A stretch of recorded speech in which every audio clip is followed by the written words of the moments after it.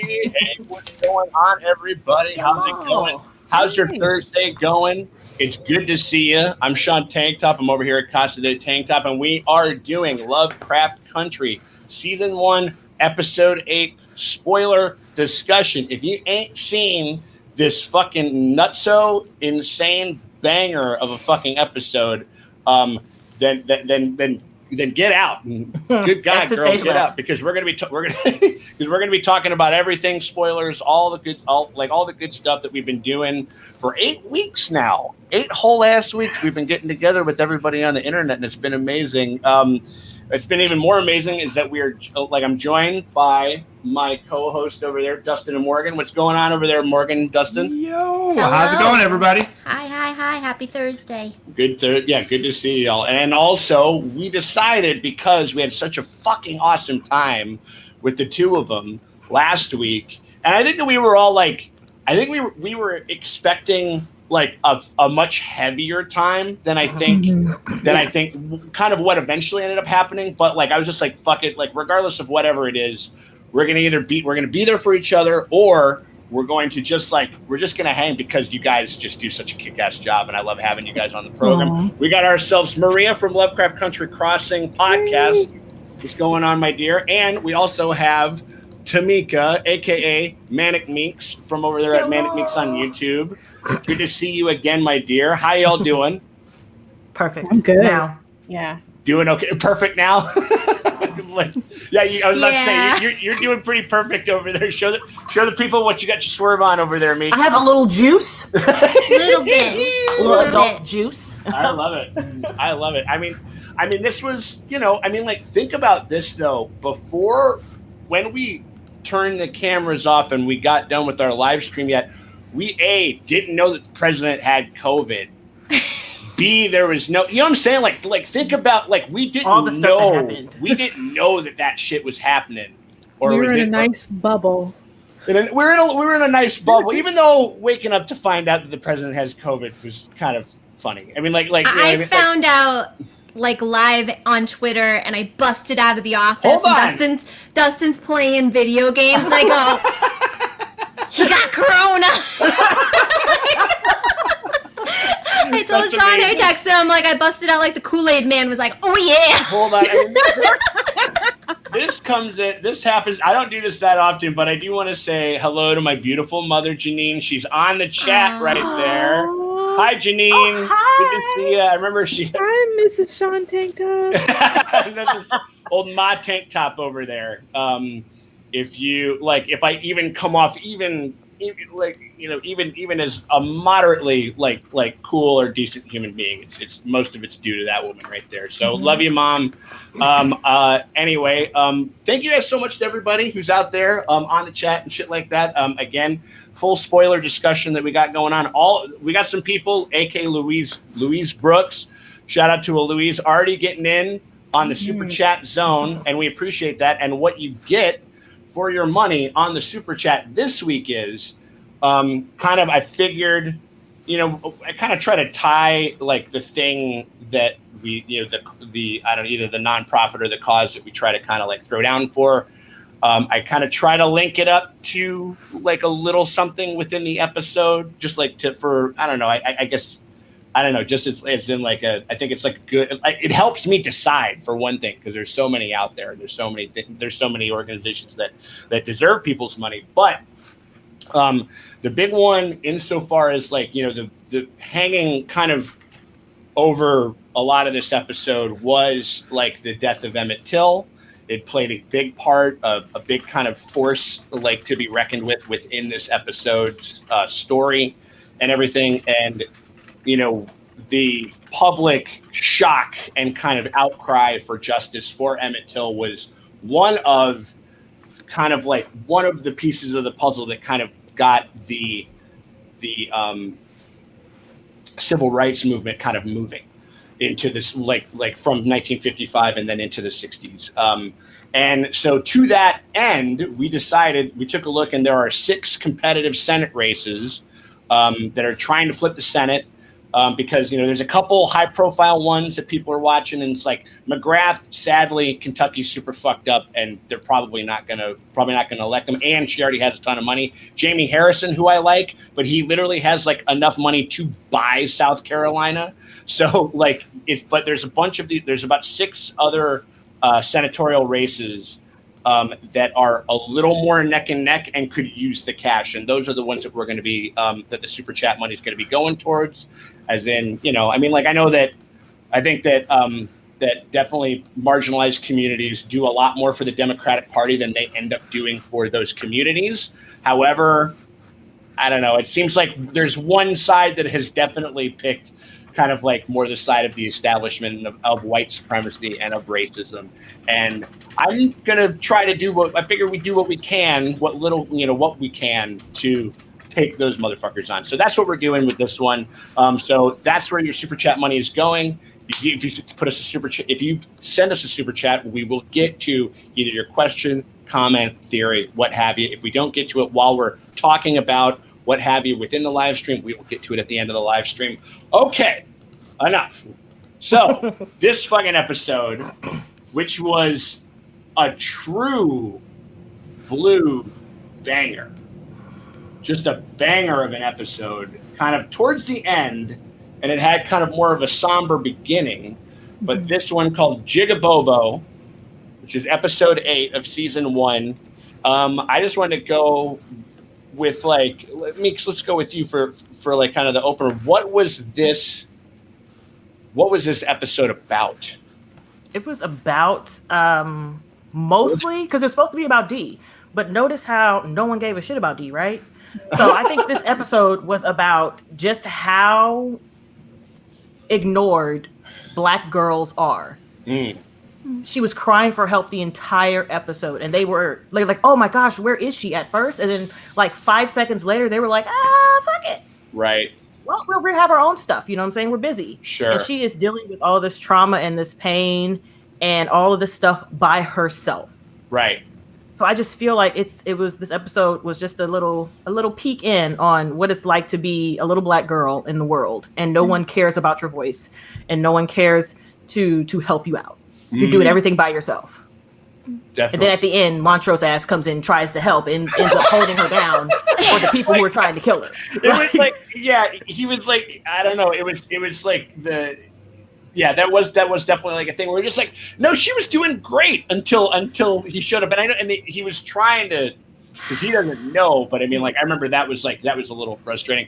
Maria, what were you thinking? What was on your mind, especially for this episode? What were your general thoughts about this whole thing? Well, for the episode, really did seem about pushing the entire story for everyone along. And I really I enjoyed it a lot, but I wish they had taken more time to explore the more emotional beats, like the scenes with Gia and Letty and Ruby. Kind of went too quickly for me. We didn't really get to sit with that. Sure. And I do kind of wish we also had spent more time with Diana, like we had spent with Hippolyta previously, instead of having her story so chopped up. And I agree definitely with Meeks here. It was definitely about how people see and treat Black girls, because Lancaster's curse is his vision of her manifest, and she can't escape his expectations, right, or his white gaze, no matter how far she runs. It even follows her into her home. The adults are so consumed with their drama, they seem to forget the minute she runs away from Bobo's funeral. Yeah. Because she's lost her father, her mother's possibly gone, her best friend's been brutally murdered. Right. And she feels like all the adults that she used to trust are lying to her, and with the curse on top of that, she can't even talk to them about what's happening, what's following her, what's traumatizing her. Like, she literally chokes on the words. Yeah. And in the end, she realized that she's the only one who's going to be able to handle this. Mm-hmm. They can't even see what she's going through, and they're all too busy to stop. Right. Except for Montrose, who ends up kind of hindering her. Yeah. Because I'm like half okay, because he tried, but however he wasn't listening. He wasn't listening to her because she was trying to tell him what was going on, and he was like, "Well, clearly you're having a fit. Yeah. So I need to stop this fit." Yeah. Right. How about you, Draces? What are y'all thinking? Yeah, I totally agree. It's like Diana's the Iron Fleet. They kind of forgot about her. Kind of sort of. Oh my god! No, and it also is Dan and David they kind of like swooped by the writers' room just for like a day and just like gave like one and then there's like one note and then fucking Let me throw this in here and leave. Yeah. But it is a lot of like, yeah, it's basically Diana's being chased by a racist white woman's idea of an 8-year-old girl. But she knows herself, like, you've never met a more confident girl than Diana, because like she walks into the police station to go spit on his tie. Yeah. Like, so she, I don't know, I know there's some, like, when I was reading some of the reviews, they're like, well, is that Diana being haunted by, did she make the monster herself, or did Lancaster make it? I feel like I kind of lean towards more like Lancaster, because unless it's Diana's like, oh, this is how the world sees me. Right. And it's so wrong that it like haunts me. Mm-hmm. And then to even like throw it back, like when Ruby was talking about Bobo's funeral and she's like, he looked like a monster. And we all met Bobo and we know who Bobo is. And also he's like a child who was murdered horrifically. And it's just like heartbreaking because, yeah, that's what, the white supremacist world will do. It will like mold their ideas of like black children into these monsters when they're just like children. Like, I don't know. I feel like that's my overall feeling of it. Yeah. Yeah, 100%. I mean, like I think all of that's very true. I think another one, and it was definitely because I think I was kind of feeling that just a teensy bit, Maria, and I think that's well said. Where I think it was because coming off of just like how centered on Hippolyta the Hippolyta episode was, even though like I do think that Dee was able to shine. Like I do think that actress actor, yes, exactly. That I do think that Dee was able to shine, but maybe not as much as I maybe would have expected. And I don't know if that's like if that's like kind of like a meta thing. I was kind of wondering that too, but you know what I'm saying? Like that would be fucking twisted. But like literally the show is not going to. It's going to do the same thing. It seems like a little bit of a stretch, just because like of how much they do. But another one that another big thing that kind of came through, especially in the Ruby Crystallium like type of storyline, was like just the fucking like mental exhaustion of like people of color and Black Americans, like of just like that scene where she was talking with Crystallium and just talking about like how tired, how worn down, like by this whole fucking enterprise that is America, kind of has been for her and for everyone that she knows, all of her family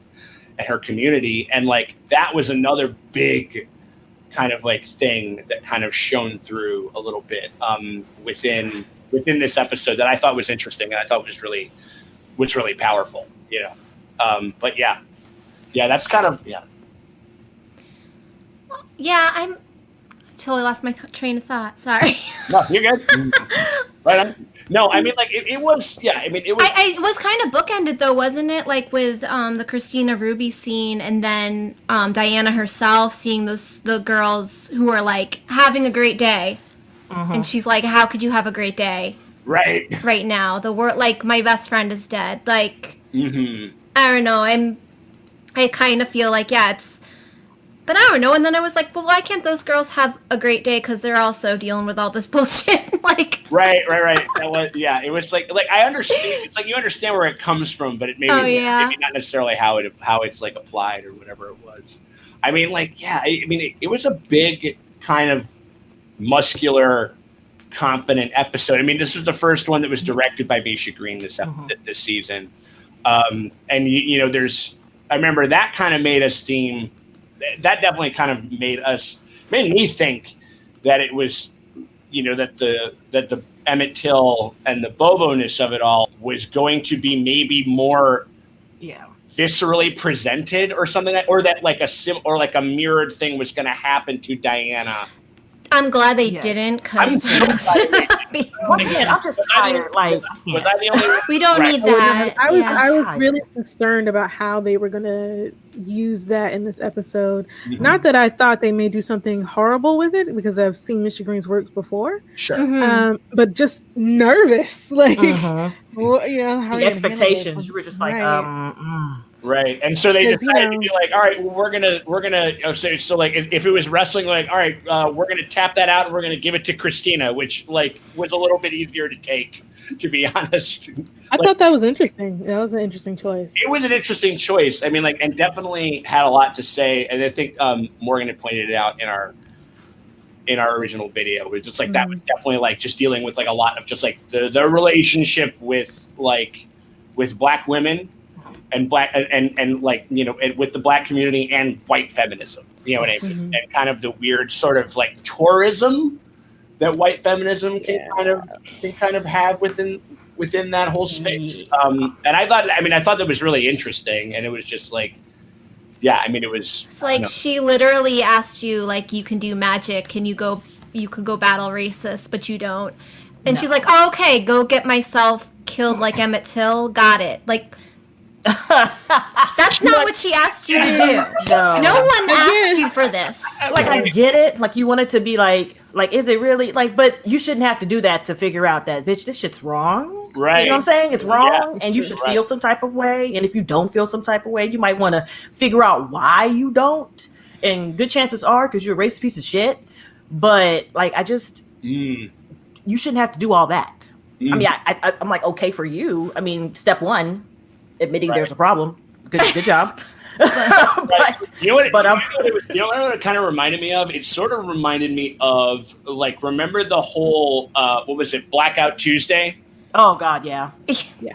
That was Blackout. I mean, it wasn't like it was just like where it was just like, I need you to, like, we're trying to do this, right? And then it kind of gets. No, I'm going to show you a picture of this black screen, right? Without supporting anything else around it, right? For not doing like you. And then it'll be back to business as usual. You get the points, and you actually literally clog the information pipeline for organizers. That are, for organizers that are actually trying to do the fucking work. And then, and then you get to be like, all right, well, did my part for the day. You know what I mean? Absolutely. Like, it was like even though, it also reminds me a lot of like this book I actually like, they make you read. Like, I went to public school, which was the whole Black Like Me book. Oh, sure. Where that white journalist was like, I understand because I made myself black and went down and found out that racism exists. So I, a white man, has checked it out, and it checks out. They are racist. Saying for hundreds of years. Right, like, that water is wet. It's great. Right, 100%. I mean, like, well, I actually that meat is greasy. Exactly. Yeah. This country? Get the fuck out of here. No, and it also kind of stands to the testament of like how I think the mistake, and I mean, like, obviously I probably have been guilty of this in my time. And again, like I keep saying, everybody, class is always in session. There's always more to learn. No matter how fucking great, I can pat myself in the back, allyship, whatever the fuck it is. Class is always in session. It's always in session. But I think that it was definitely I don't know. Yeah, it was definitely. But I wanted to give a shout out real quick to Carolyn S. Ruby telling Christina the details of Emmett Till's death only gave her a sick way idea to test the spell. That's what it seems like. That's an interesting idea. That's an interesting idea. I mean, like, I think that. Do you guys think? I mean, like, because I do think that there is. I don't think that. Like, we were kind of talking about this. Like, I think that Christina and Ruby are like, they're an item, but they're not. Sure.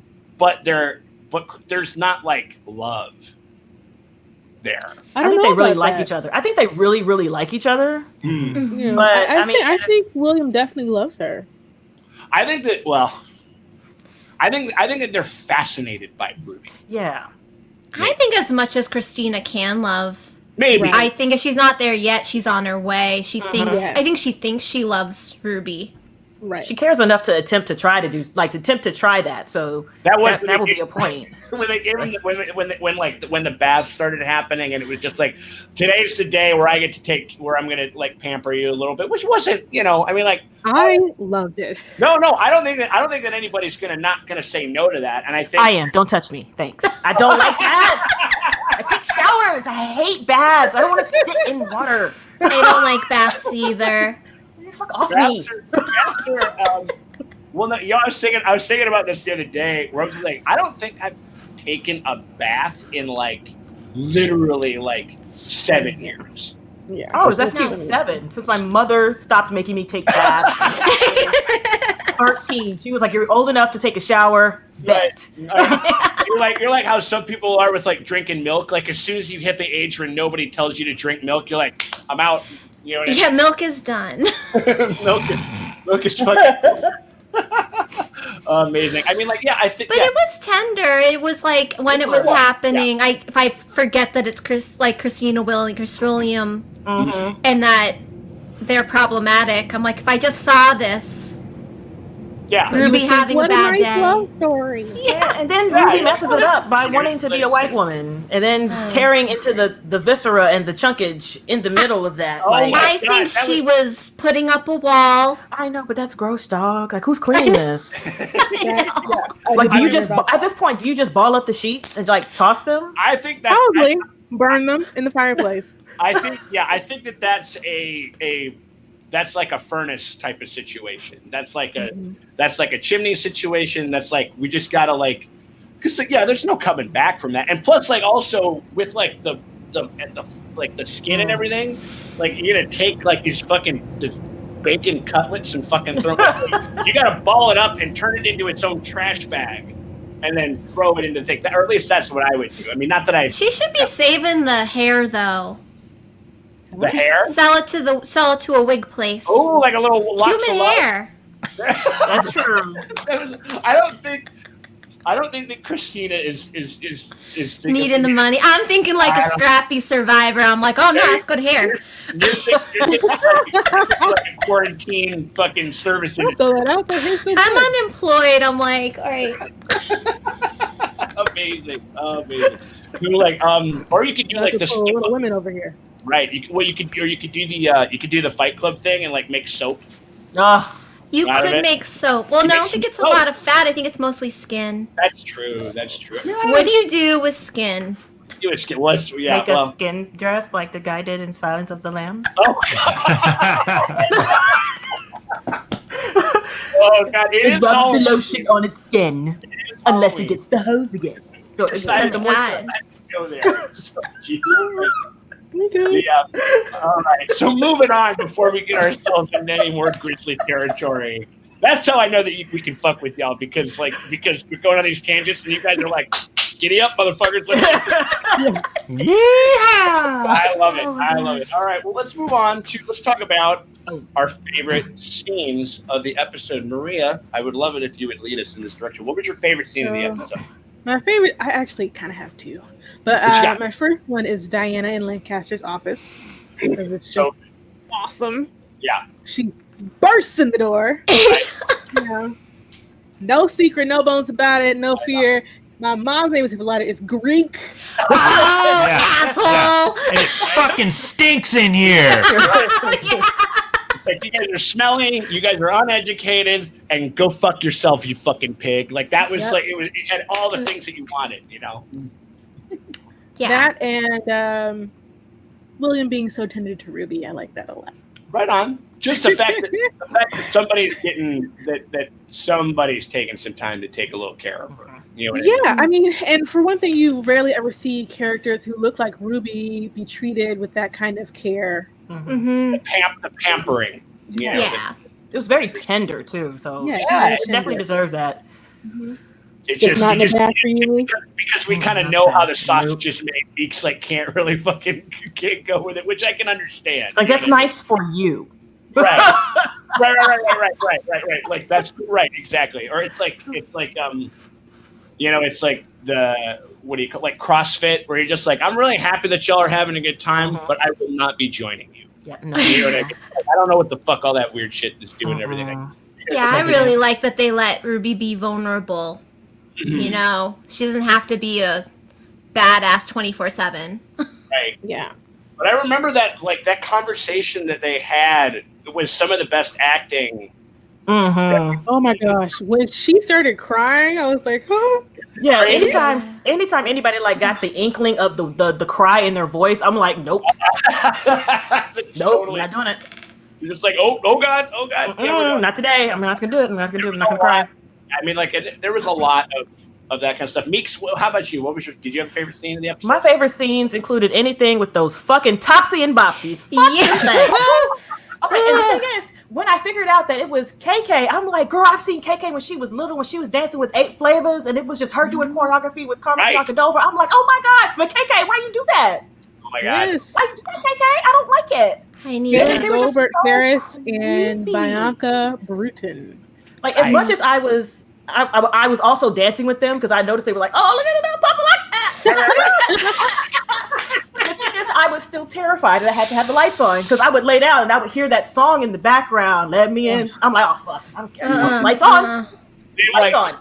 They definitely have that song, which was also obviously like had a lot of things going on with that song to begin with, but like that song has been forever weaponized now. It's like in a movie, like when there's like a scene when like a movie scene like uses a film, and like you just kind of can't get away from that. Like that's absolutely anyone that's seen the show and seen that sequence and seen those. Did you guys ever see Rose Red, the Stephen King miniseries? No, I never heard about it, but I never saw it. There's this one song, and they play it all the time. It goes, that song. I can't hear that song without thinking somebody's gonna murder me. Right? Yeah, that's a good horror movie or horror scene. Done. That ruins a song for you. Beautiful song. Yeah, and it's ruined. Right. Yeah. But I love the musical cue of this song in here, because not only does it set the mood for you immediately, you know what's happening. Itself sounds creepy, and then they're coming as well, and you're just like, hold on. I know. Exactly. And they were just like, I remember, like, it was everything about them. It was like their body language, like the eyes, the performance. I remember even like they had like this awesome like synchronized like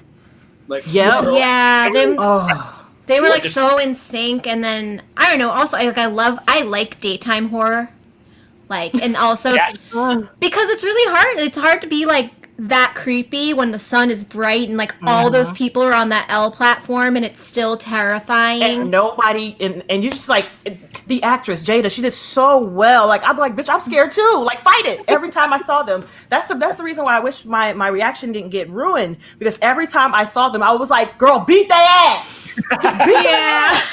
Like stop running. I'm tired of them. I don't like them. Fight them. Right. Yeah, like no. fight them. Or you just want it. It's like kind of what she did like towards the end of like when she kind of like when she which was again like this is how we also know that fucking Dee would be one of the last survivors in any horror movie out there, which because she did like some awesome shit where she locked every single door window. And gave them one. For one. At that trap, I loved it. I thought she Home Aloned it, man. And she was like, yep, bop. It was just like, you can actually hear the words. Like if it was like a comic book, it was like, bip, bop. You could hear those sounds when she was hitting her. 100%, man. I mean, like, yeah, it was definitely, it was just like, it was really well done, really well, incredibly well executed, and just I'm just like probably like some mini horror icons that I think are just going to be like in the lexicon of just like great designs and like I don't know, they had the creepy like Ichi the Killer like you know like smiles and stuff like that, kind of almost, or like Joker like you know type of smiles or whatever it is, and like couple little pop lock and Pennywises over there. You know, they're in the design of the Pickaninny character, right? So that red mouth is part of that. Yeah, right. Exactly. Cool. Yeah, because I didn't really know I know what Uncle Tom's Cabin is, but I didn't know the character that they were based on, and I was like, oh, and that's being weaponized to chase Dee around, which was like I thought was like really, really, really powerful. And then what I loved even better when she just like was like, nope, we are gonna be proactive. we're gonna go yell at the police, and then we're gonna go booby trap a house. And I was just like, yeah. one of my Everyone favorite. she trusted let her down, and then, Oh and my, then she every found out they single were person. lying to her. Yeah. She was like, forget it. And I love to see the game of like chicken that she was essentially playing. Oh, I love it. Yeah, she's So like, good. no. She's like, I have time today. She did. Because no one's checking up on me. So yeah. It's like oh wait, like so I'm basically like making it like insofar as like that I got to kind of like make my own way in this. I mean, like Trace, did you guys have a favorite scene? I think that like you guys already kind of claimed the same one. For Sure. me. Oh, yeah, I mean, that was but also I love the idea. She must have also heard the story about the baseball player saving Uncle George in Montrose. So her baseball hat is like a talisman. That's what she grabbed to like, I don't know, when she's like, I'm going to war. So I thought that was a really great little detail. It's a little artifact of their family story that she kind of like, and again, that happens all the time in the writing of this show, and that's why it's been remarkably consistent in that way, where it's like we're kind of arming ourselves with like, you know, with the tale of our own familial like survival. And like we draw from that, and that's kind of how we're able to kind of. And then she gets because she gets the baseball hat, and then she fucking steps up to the plate and starts swinging. You know what I mean? Like that was pretty much what that was all about, and it was like, it was really really good. But it's sad she's got "I got you" kid to herself. It's like instead of. Because they're like, oh, somebody came in and they were just like, I got you, kid, and it's like no one was there. I mean, maybe Montrose at the end, but not really. But she had to get her own back. It was just kind of it sort of backfired. I just remember we were probably being like a little too overly harsh on them because like there was like magic at play, and like true. And like even I just remember like no, but the look on Letty's face, like when she's like, ugh, and like. Literally, it looks like she's choking, and Letty's just like, "Girl, get some water in the house." Yeah. It's the ultimate black family. Like that's honestly that's what it is. I remember I had sprained my wrist playing volleyball, and it was to the point where my hand was 3 times the fucking size of my other hand and blue. Mom was like, "Oh, girl, let me see that. Go run some water on that, and then put your hand up and see if it helps." I'm like, I can't. That wasn't quite my experience, but yeah, but, that was. Like, I mean, just the way, like, even though Letty was supposed to be looking for her, and she shows up, Letty's not even like, oh my gosh, nope. You know what I mean? Not even at all. A lot of times little black girls are seen as more mature than they are, should be more responsible than white girls of the same age, can take care of themselves more, or less innocent, all those kinds of things. Right. Yeah, I mean, I think, I was wondering, I found like the Letty scene so kind of like, oh, you're really not worried. Was that part of the hex? Do we think at all? I don't think so. No, I just think that was part of because on Montrose, Right. So. This is my running theme. I'm like, was that magic too? Like, and it's like, no, that's just how it goes. Morgan trying to absolve I know.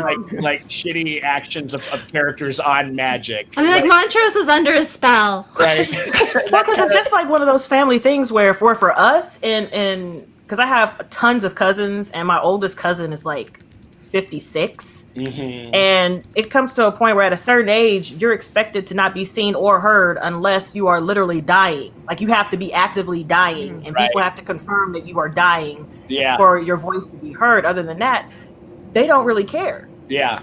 It's a sit down and be quiet. Shh. Hush up. We'll get to you. Or I'll give you something to cry about.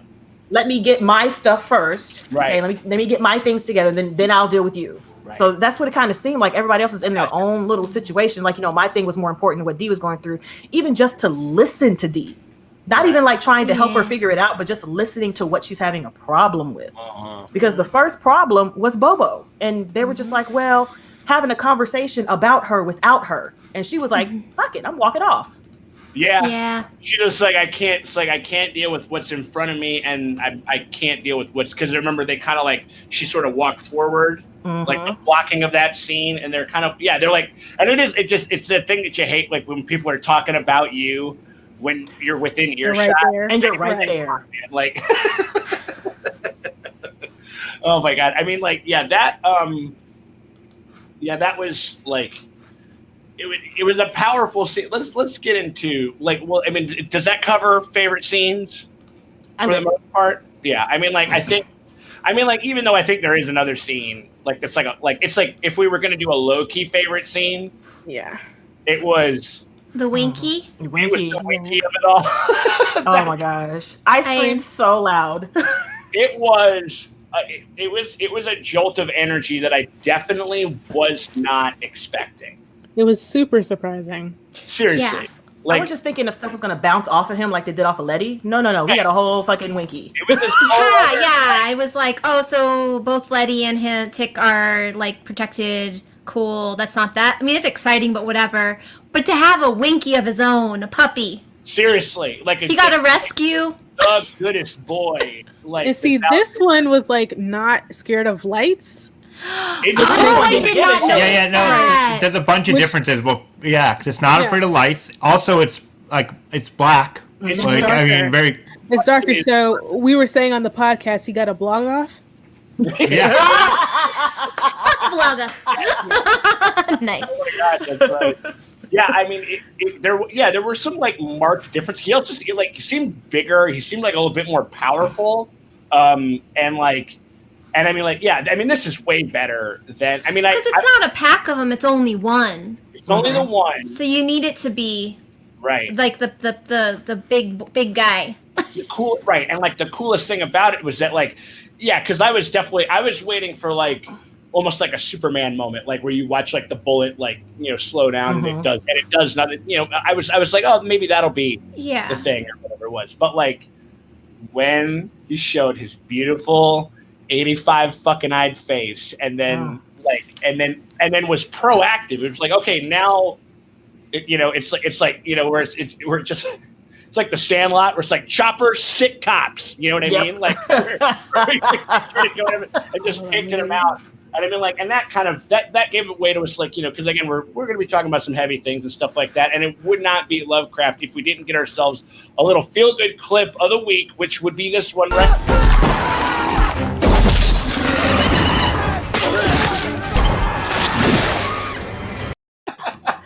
Oh my gosh! Another part was the one that was flying in the air. Went, yeah, I right. laughed so hard at that. Oh my god! I did too. That was like some shit, like when you're in like GTA 5 and you hit a guy with like a fire truck going like 200 miles an hour or whatever, and they just like send them like that was definitely, I don't know. I remember, like, that's another one that I mean, we only got 2 more episodes, guys. So I mean, hopefully, I'm sure that we're gonna have another opportunity to bust out a feel good Winky, probably before the end of this fucking. It gave me such joy to just be like, "Don't be racist." I remember that. Don't be racist. Exactly. Yep. And also, like, that's another thing. A testament to the actors and just like how fucking good looking they are was that like that both Journey and Jonathan, they look great doused in blood. Oh my gosh. They were completely great. They look awesome fucking doused in blood. Like, I was just like, holy shit. Like, I mean, like, that's how you know that you're like top tier level, like, good looking. It's like well, Maria, did you notice that her hair was still perfectly coiffed? Oh, it that's was. true. It didn't revert. The blood was like, the blood stopped like. I mean, maybe that it was sealed out the humidity or something. Is that part of Christina's mark? She's like, also, I tweaked it, so our hair is always going to be vulnerable.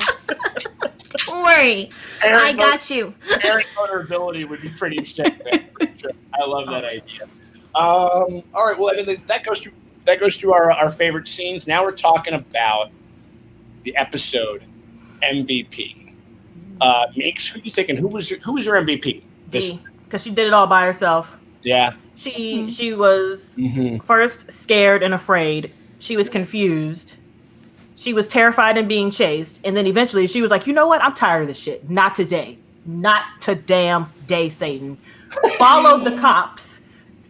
Topsy and Bopsy were right behind her, like jigging and dancing and coming after her in the dark alley. And she was like, where he at? Yeah, she like, I remember they were coming up and I thought they were going to do a scare thing, but then she just hung up because she just kept going. She knew they were behind her. She didn't give a shit. She was like, I gotta follow this cop and we gotta have a conversation because this conversation is real serious. Like, is my mama dead? Franken cop. Yeah, like, do you know the information? Because that's what I'm wondering if we're going to kind of deal with that. I mean, he lost a fucking arm. Well, I don't think he's dead at all. Well, I don't think he's dead. I don't think he's not dead either. You know what I'm saying? Like, I think, like, is this, and maybe is that going to be like a clue in, like, the next time we see him, he's going to be getting a fucking arm, like, attached. Yeah, I think so. And maybe that's like he takes like body parts wearing when he needs them, like if he loses them. I mean, like, I think it's because remember, like, there was that kind of weird, they didn't give us, like, it was hinted at, but that he's got like at least some black body parts and stuff like that. You know what I mean? Like, it's and it's kind of stitched together and shit. So I'm assuming, I wouldn't be surprised if we kind of get very similar to how we saw like Del and William, where they were just like, all right, we're just going to kind of confirm this. Like, I feel like there might be like, if we do see that character again, they're going to be like stapling. Yeah, they would have to. A fucking arm back on or something like that. And not to mention that when she came in, he answered her questions out. Like, he wasn't like, oh, you need to get out of here. Who you think you're talking to? He was like, oh, well, shit, I don't know. Your mom might be dead. Seems like it. Like, kind of surprising. He was like surprisingly kind of forward with. Yes, he was like, oh, you're coming here? Yeah. Yeah. All right, then let me see what you got. What do you like need? He sort of respected it almost. Yes, exactly. Yes. Which is interesting. And did you believe him when he was like, well, if you give me the orrery, I'll take the curse away? Hell no. No, No. she gave him the orrery, she'd be dead. Everybody was passing information off left and right for stuff, and I'm like, y'all was dumb as hell. Like, I'm not giving nobody nothing. Even though, I mean, like, to be honest, I mean, like, we've been clamoring for, I mean, like, I'll take a bit more information. Like, I'll take a lot of information spillage as long as we can do it within the house that we want it to happen in. And that was happening a little bit with, like, I mean, shit with Jihad. Oh my gosh. Jesus. Which was an interesting scene. I noticed. Like, my second least favorite thing about the episode. Oh my goch, absolutely. Yeah, it was shortchanged. I mean, it's because I think, I don't know if they have they don't have a confirmed next season yet. Not that I know of. And I think that's definitely something this season is suffering from, because they're trying to put so much stuff. Yeah. Like, even if they had just like maybe 2 more episodes, we could. Yeah, that's. I don't understand why HBO does that. Like the firm 10. Like, listen. Right. If you're understanding the material, you know, us as audience members are going to want a little more explanation onto why you chose to do certain things. So you can add a few more episodes. We're not saying add 20 episodes. Right. They could have gone from 10 to even 15 at the most. Right. Yeah, and like wrapped all that shit up. 13, 15, yeah, Well, 13 or something. 12, 13 kind of used to be like kind of the regular schmegular kind of way of it. And then, I mean, like, and as we know, like, HBO not giving a show enough episodes has always worked out really well for them. It's beautiful. Beautiful. Yeah, like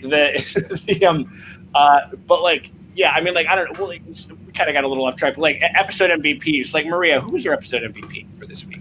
I was gonna have to go with Topsy and Bopsy, the dancers that played them. I can't stand out, phenomenal, like a totally new monster and everything. And like, I can't, if we were ever able to open up again, can't wait for like conventions so I can see people. No, I don't want to see that. I want to see it. I want to see it. They're gonna have dance routines and everything. Oh my god! I as a like on our reaction, I was like, oh, thinking of a black cosplayer, not white people. Obviously not a white. I was like, oh, if anyone's looking for a Halloween costume, and then people were like, Morgan, don't do that, and I'm like, no, black women, okay? There's a lot of black Gore girls. Yes. Like, I was just like, oh my god. Like, yeah, exactly. It's like if you were like, and I mean, like. But I want to see that cosplay, and I want to see like a dance routine. Yeah, at a convention, 100%. Also, that's my pick. Just stay over there.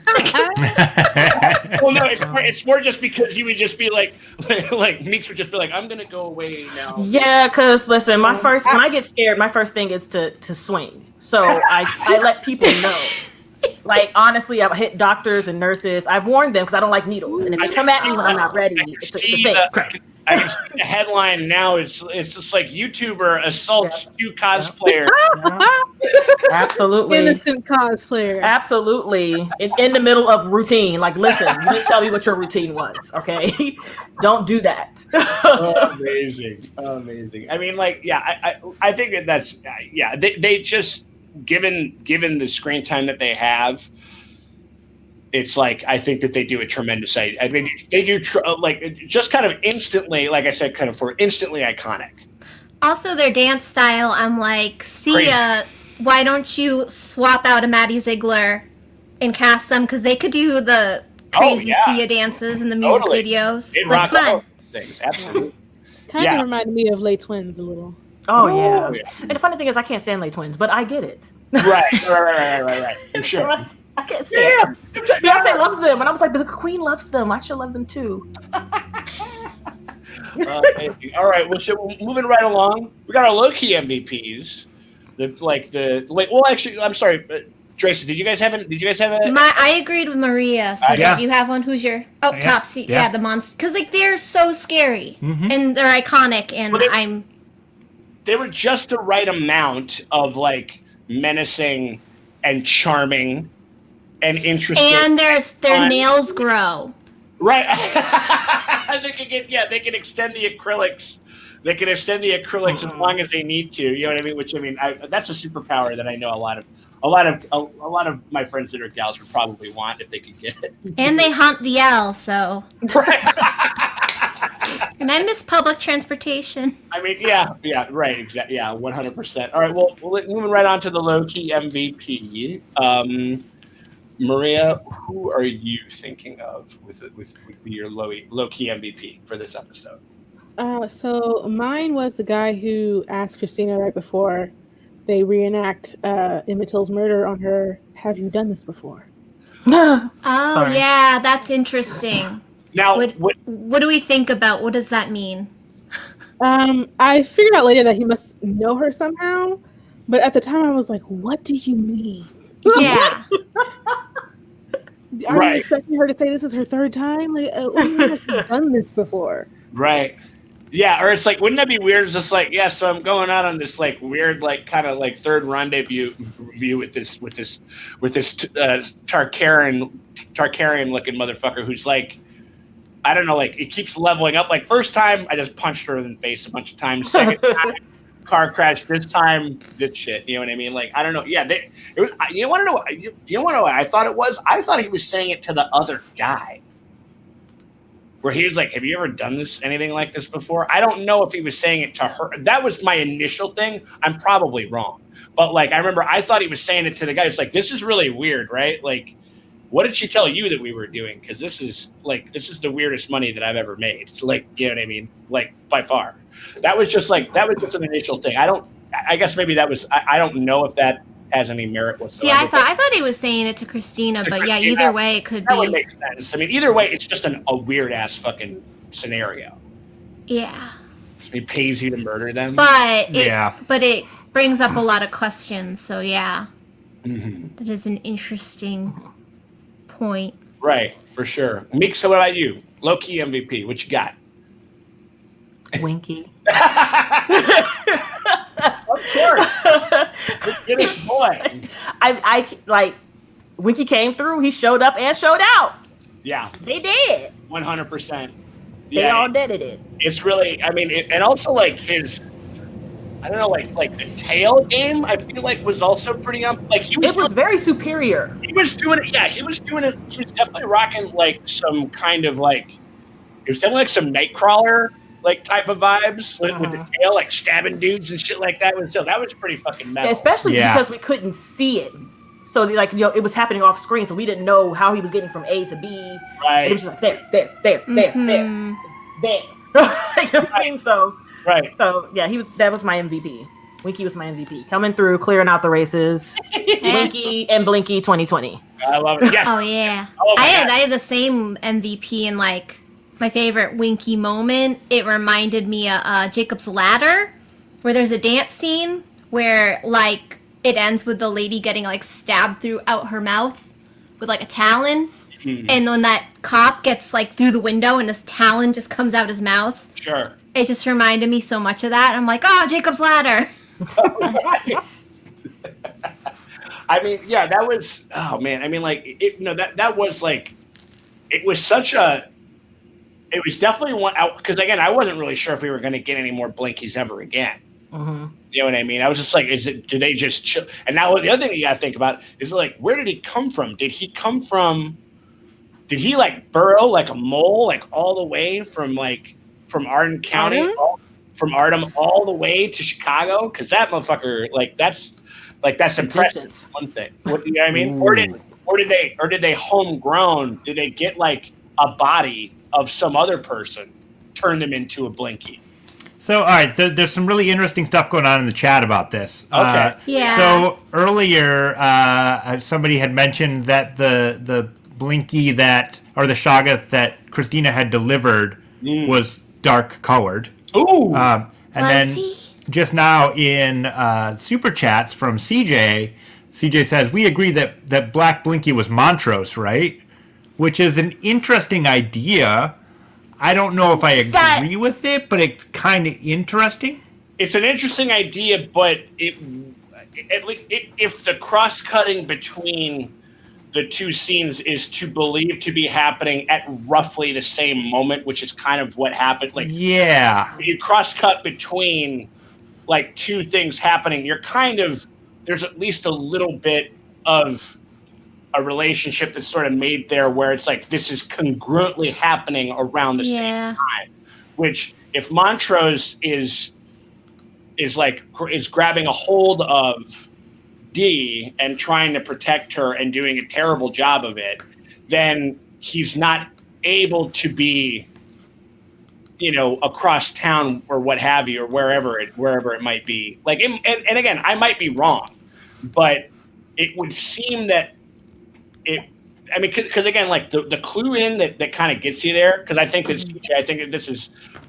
it has some merit, a decent. Because remember when he says it's very pointedly, like they bring the camera in on Montrose, he goes like, "I'm going to help protect my son and my grandson."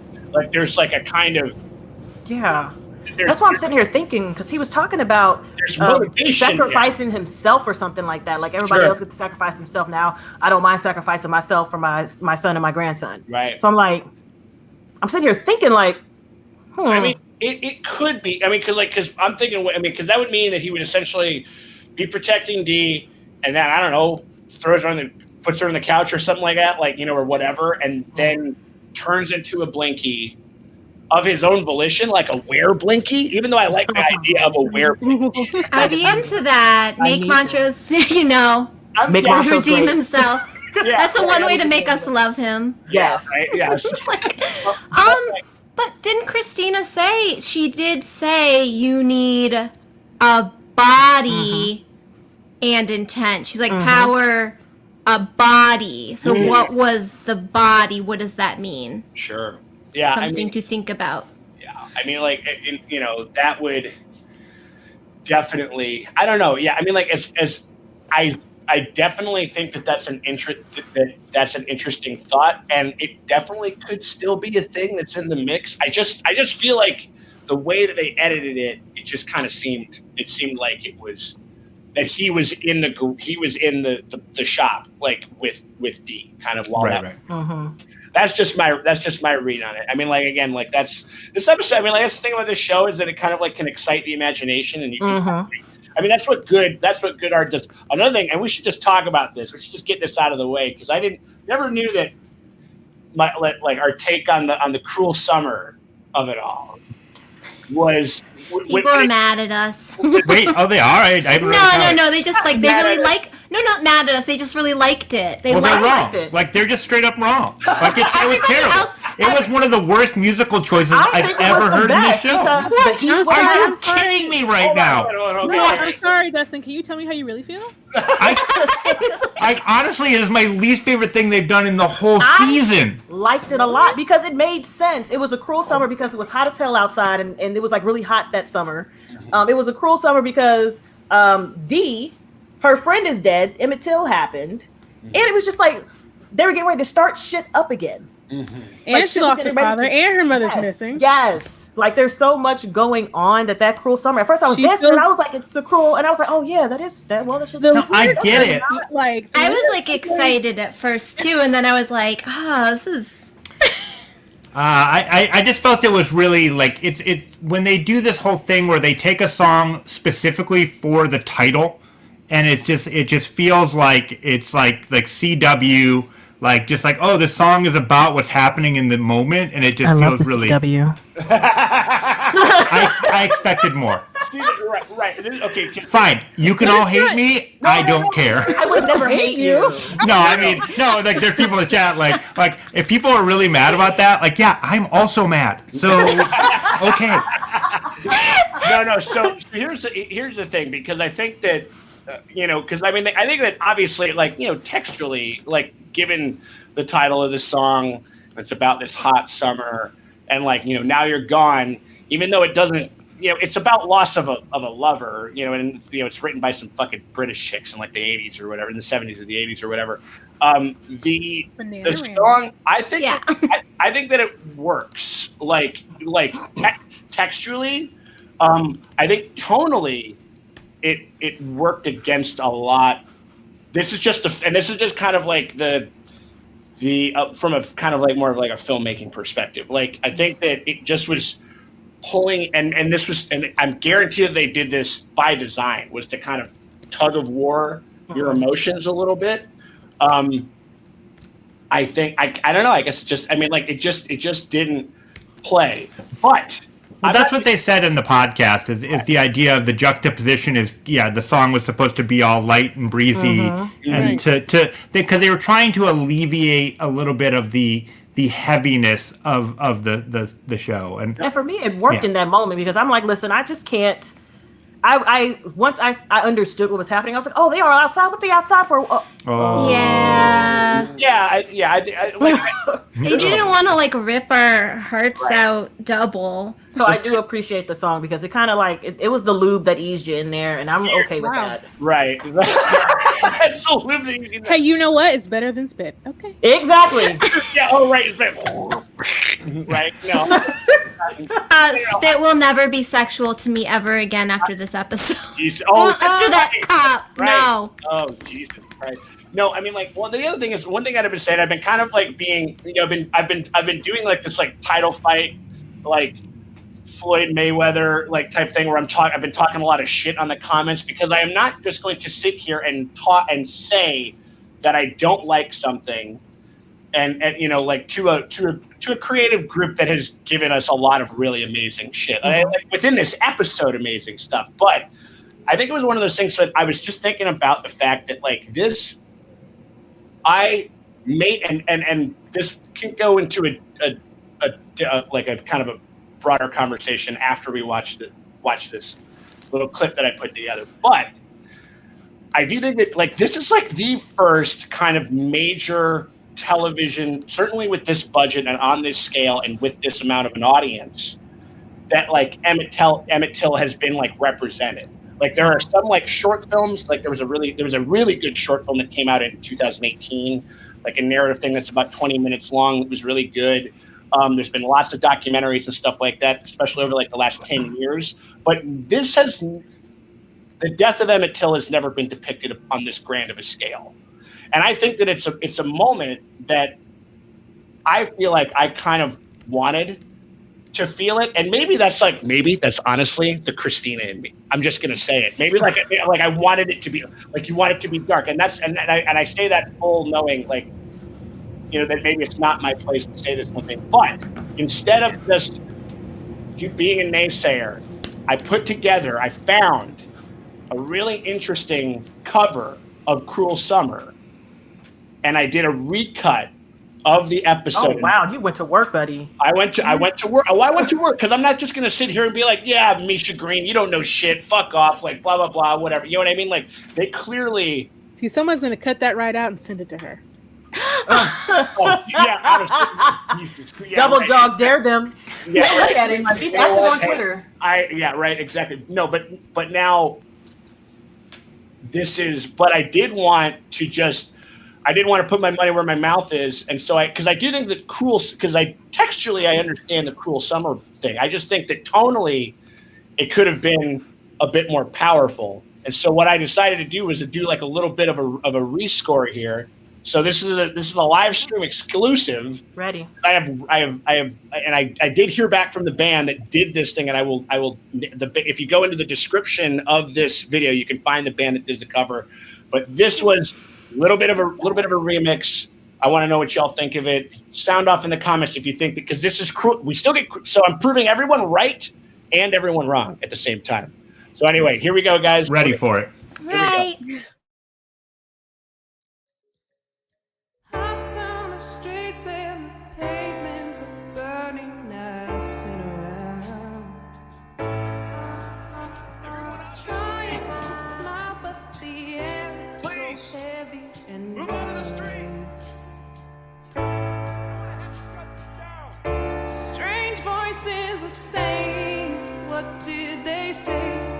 Things that I can't understand. It's too close for comfort. This heat's got right out of hand. It's a cruel summer. Leaving me here on my own. It's a cruel summer. Now you're gone.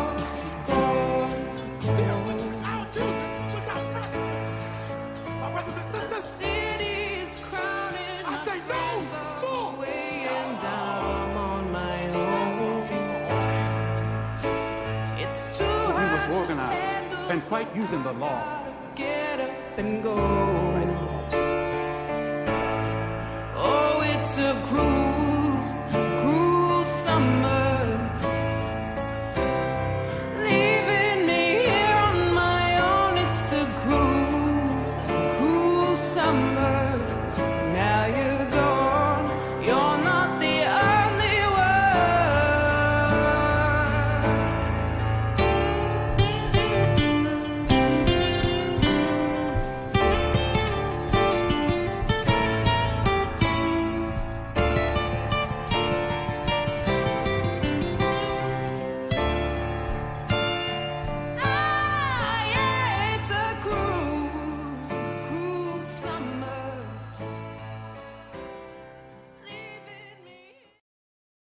Now, what I want to say. Sad.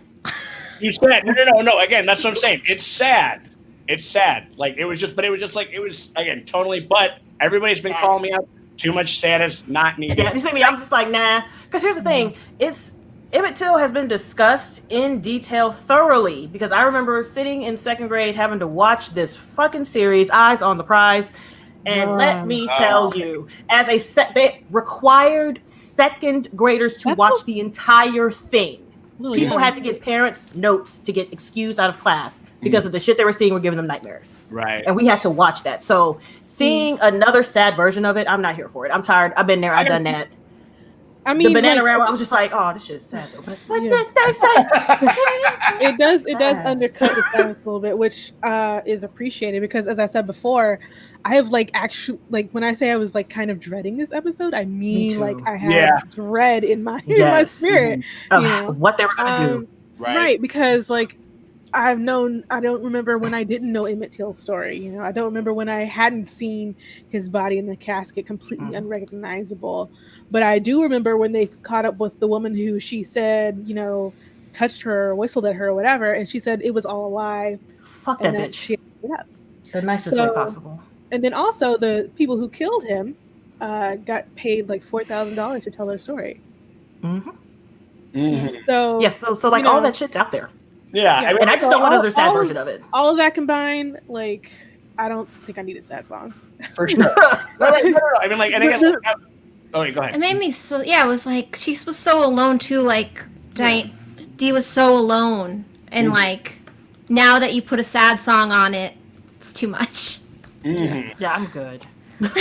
Fair enough. I mean, I think that it was, I guess maybe it's just one of those things where I remember we were both maybe that's literally just me fighting the embarrassment of being oh, this is great. And then oh shit. You know what I mean? Well, I think that's the good part about it. I think it's good that you're you're dancing to the song and realize some of the meaning. Because it'll bring you into it. Yeah, because there's some songs that you're listening to that you are jamming your heart out to, and you listen to the lyrics oh yeah. Even freaking Bohemian Rhapsody, listen to what this man is saying. You hear, this is not a happy song. What the fuck is going on? Pop music, that's definitely a pop music type thing where that's I think it's half of pop music songs are just wait, as soon as you start to get into the lyrics, you're just oh my god, this is so dark. You know what I mean? For sure. Well, anyway, I just wanted to throw. I remember, like, I wanted to qualify it, and I just wanted to just not be all talk, to not just sit there and be like, no, totally, this is bad, etc., whatever, so forth, or whatever it was. Just so I could put it forward, see what people thought of it. You know what I'm saying? So, like, I mean, good at it though. Absolutely, Yeah. did a good job with it. I mean, because I remember they had that really beautiful song for Uncle George when they Fuck out of here with that song. That song destroys. river. I can't listen to that song ever again. Right.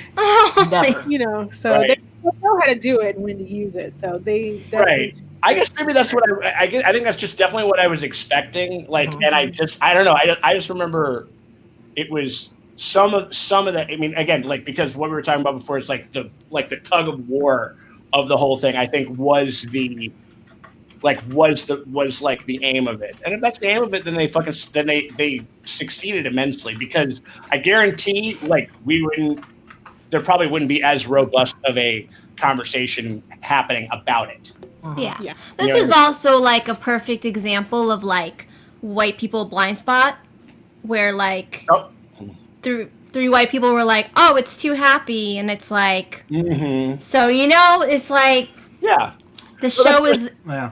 I would my biggest contention is yes, I did feel it was too happy, and I felt like it could have been more powerful with a different song. I took issue with the on the nose lyrics. That was the part that bugged me the most. Right. That was the part that felt lazy to me. That's why I got so impassioned. I can see why they did it. I feel tonally why they did it. I feel like maybe we could have sat in it, but again, I didn't have that same experience. I didn't have to learn about it, in school like that. Right.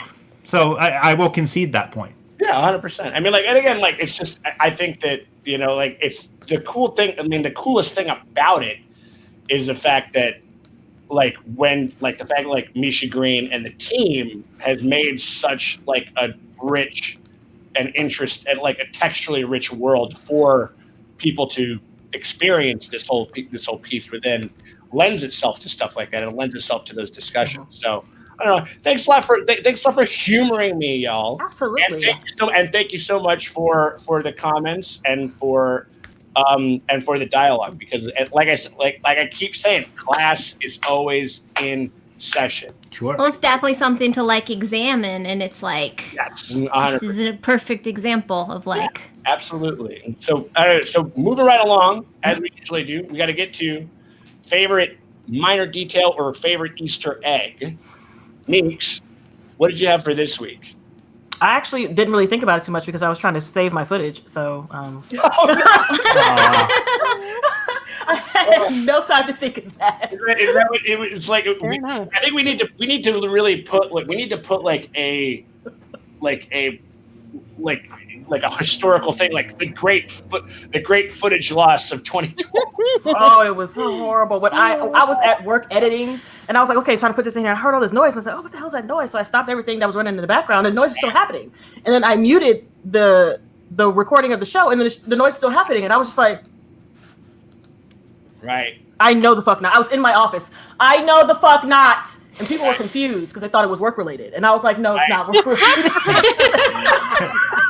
Maybe you got cursed. Oh my god. Oh my So I god. was like, I didn't even really get a chance to like look into anything. So I'm listening to what you guys got. Right. I was like, did a creepy cop spit on your computer? I would at fight any them. point?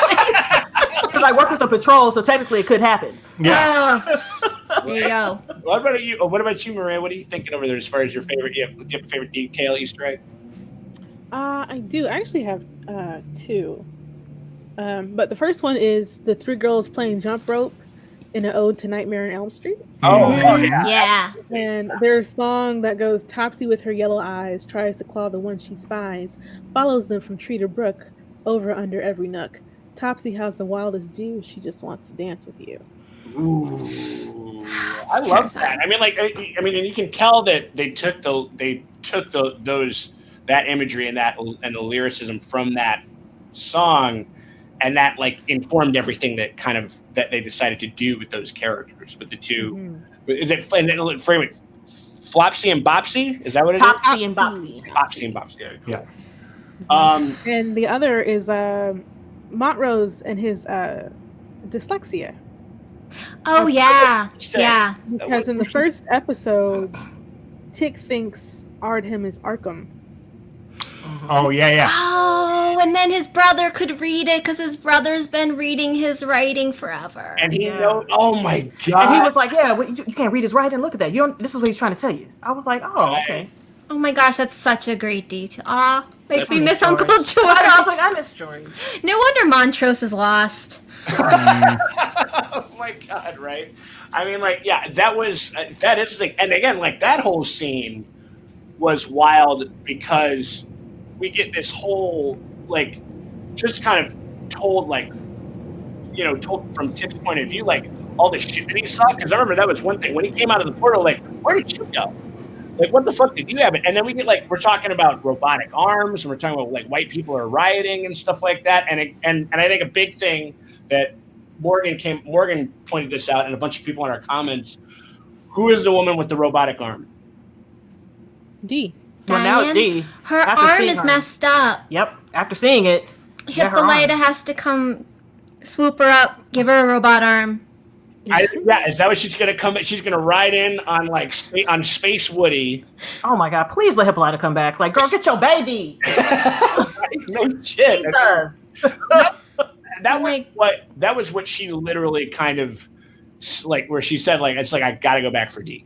Mm-hmm. Like, you know what I mean? Like, there's so many things that I have going on. There's so many things that like I can do or I can be, but I'm going back to this anchor. So maybe the timeline is not as linear as we think it is. Mm-hmm. So maybe all of these things are happening at the same time. Like some of these things are happening at the same time. Like Hippolyta being away could be going on at the same time as Bobo's funeral and all the stuff. Yeah, all the stuff that D is going through. Mm-hmm.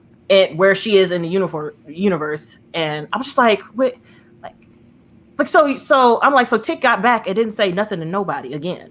Mm-hmm. Right. Well, I mean, he eventually tells Montrose. Tick is not the greatest. I'm kind of over him. But how though, ma'am? How? Like, why? How?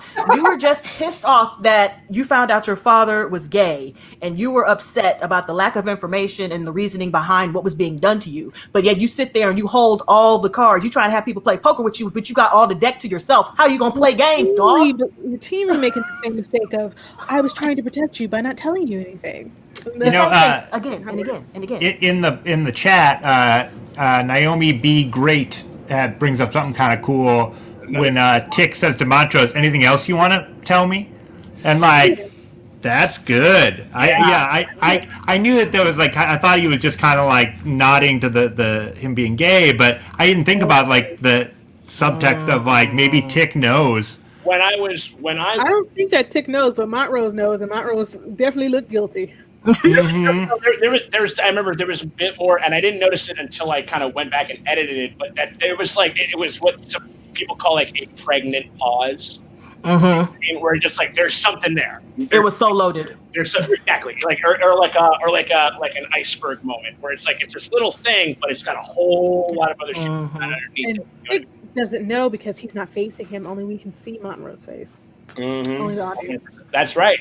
Yeah. And, it was like, I think, Montrose would be terrified that if he actually told Tick that Tick wouldn't mess with him anymore. Like, the only thing holding Tick and Montrose is he thinks is the family thing, but oh man, I don't know. I would be worried if I was Montrose to tell him. Yeah, I think. Yeah, I mean, they're two complicated characters that are just, kind of like, and they both kind of do like they think that they're putting the team on their back, but they're tying a hand they're tying an hand behind their back, kind of in some ways. It's like a hamster wheel situation where they think they're getting to that place, they're almost there, and you just see the little wheels just spinning. Like you keep doing the same shit over and over again, same shit, different day, expecting a different result, and then being mad at everyone else that it's not turning out the way you thought. He's a little bit, aka Gia.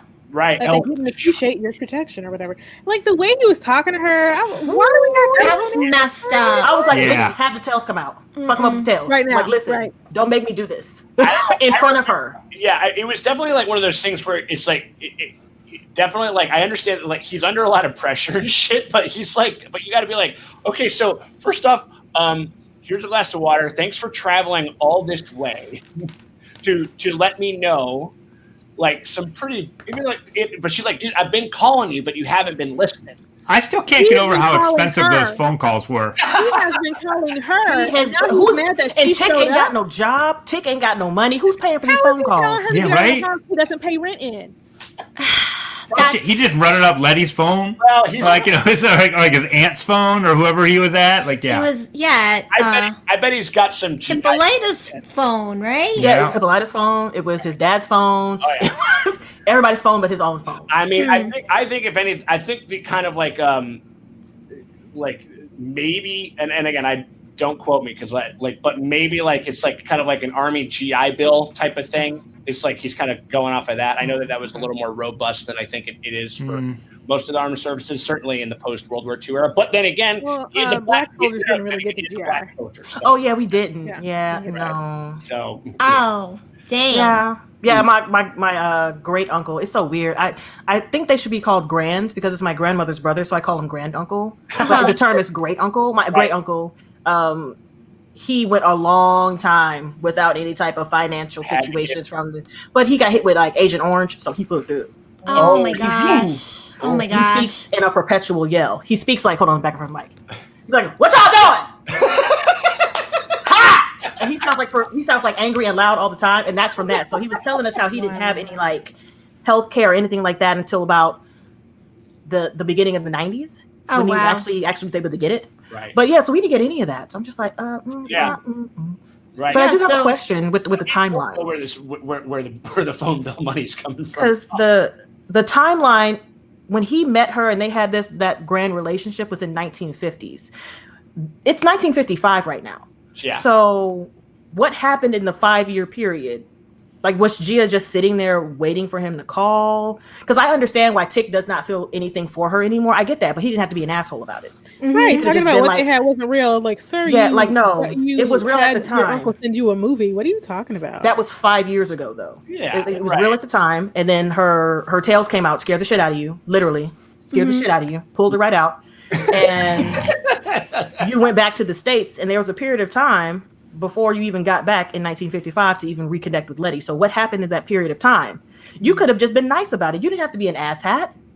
That's what I think. That was like, especially like when you have like two ladies that you've had some type of tryst with or something like that. You know, you're definitely like, I'm gonna handle this as delicately as I can. You know what I mean? He could have used a little bit of that as well, just a little bit of a softer touch, and he still could have gotten across the same thing. Even though I think that people in the comments of the video that we put out, they said that they did confirm that Jihad is going to be in. Yes. Like some more. She better be. Somewhere. Yeah, Better be Misha able to Green fuck it up had a with the tail. Q&A. Mr. Green had a Q&A on Twitter after the episode, and that was one of the things that she did confirm, that Gia will be back. Okay. All right, good. Because, yeah, I'm like, she flew all the way to Chicago just to get him to yell at her. Right. And she was polite and left her shoes outside. Listen, Come on, right? Exactly. like, bro, I would have went out there, got my shoes, walked back in the house and sat down and put my feet on the table and been like, what, bitch? Say something. No, you literally walk up and just drop them, right. Say There you go. something else. Right in the middle, like the fruit basket or something like that. Yeah, totally. No, I mean, like, I think that's a good one. Jason, did you guys have one as far as like an Easter egg detail? I mean, my favorite scene with Diana on her bike, had that spoken word, which was actually an 11-year-old activist. I need to get her name. Naomi It Walter. was yes. At the March for Our Lives in 2018. So it was really great to have, number one, that speech. She it starts off because I read the whole thing, and where she's like, these are my words. No adult is I'm not a puppet for some adult. These are my words. And then she goes on to affirm the humanity of Black women and girls and being we're not just numbers and we're unprotected. And it was just really nice to have that over Diana, who is also unprotected, and she's not just a statistic, literally running at the demon of what the world sees of her. Mm-hmm. I don't know, I just thought it was really cool.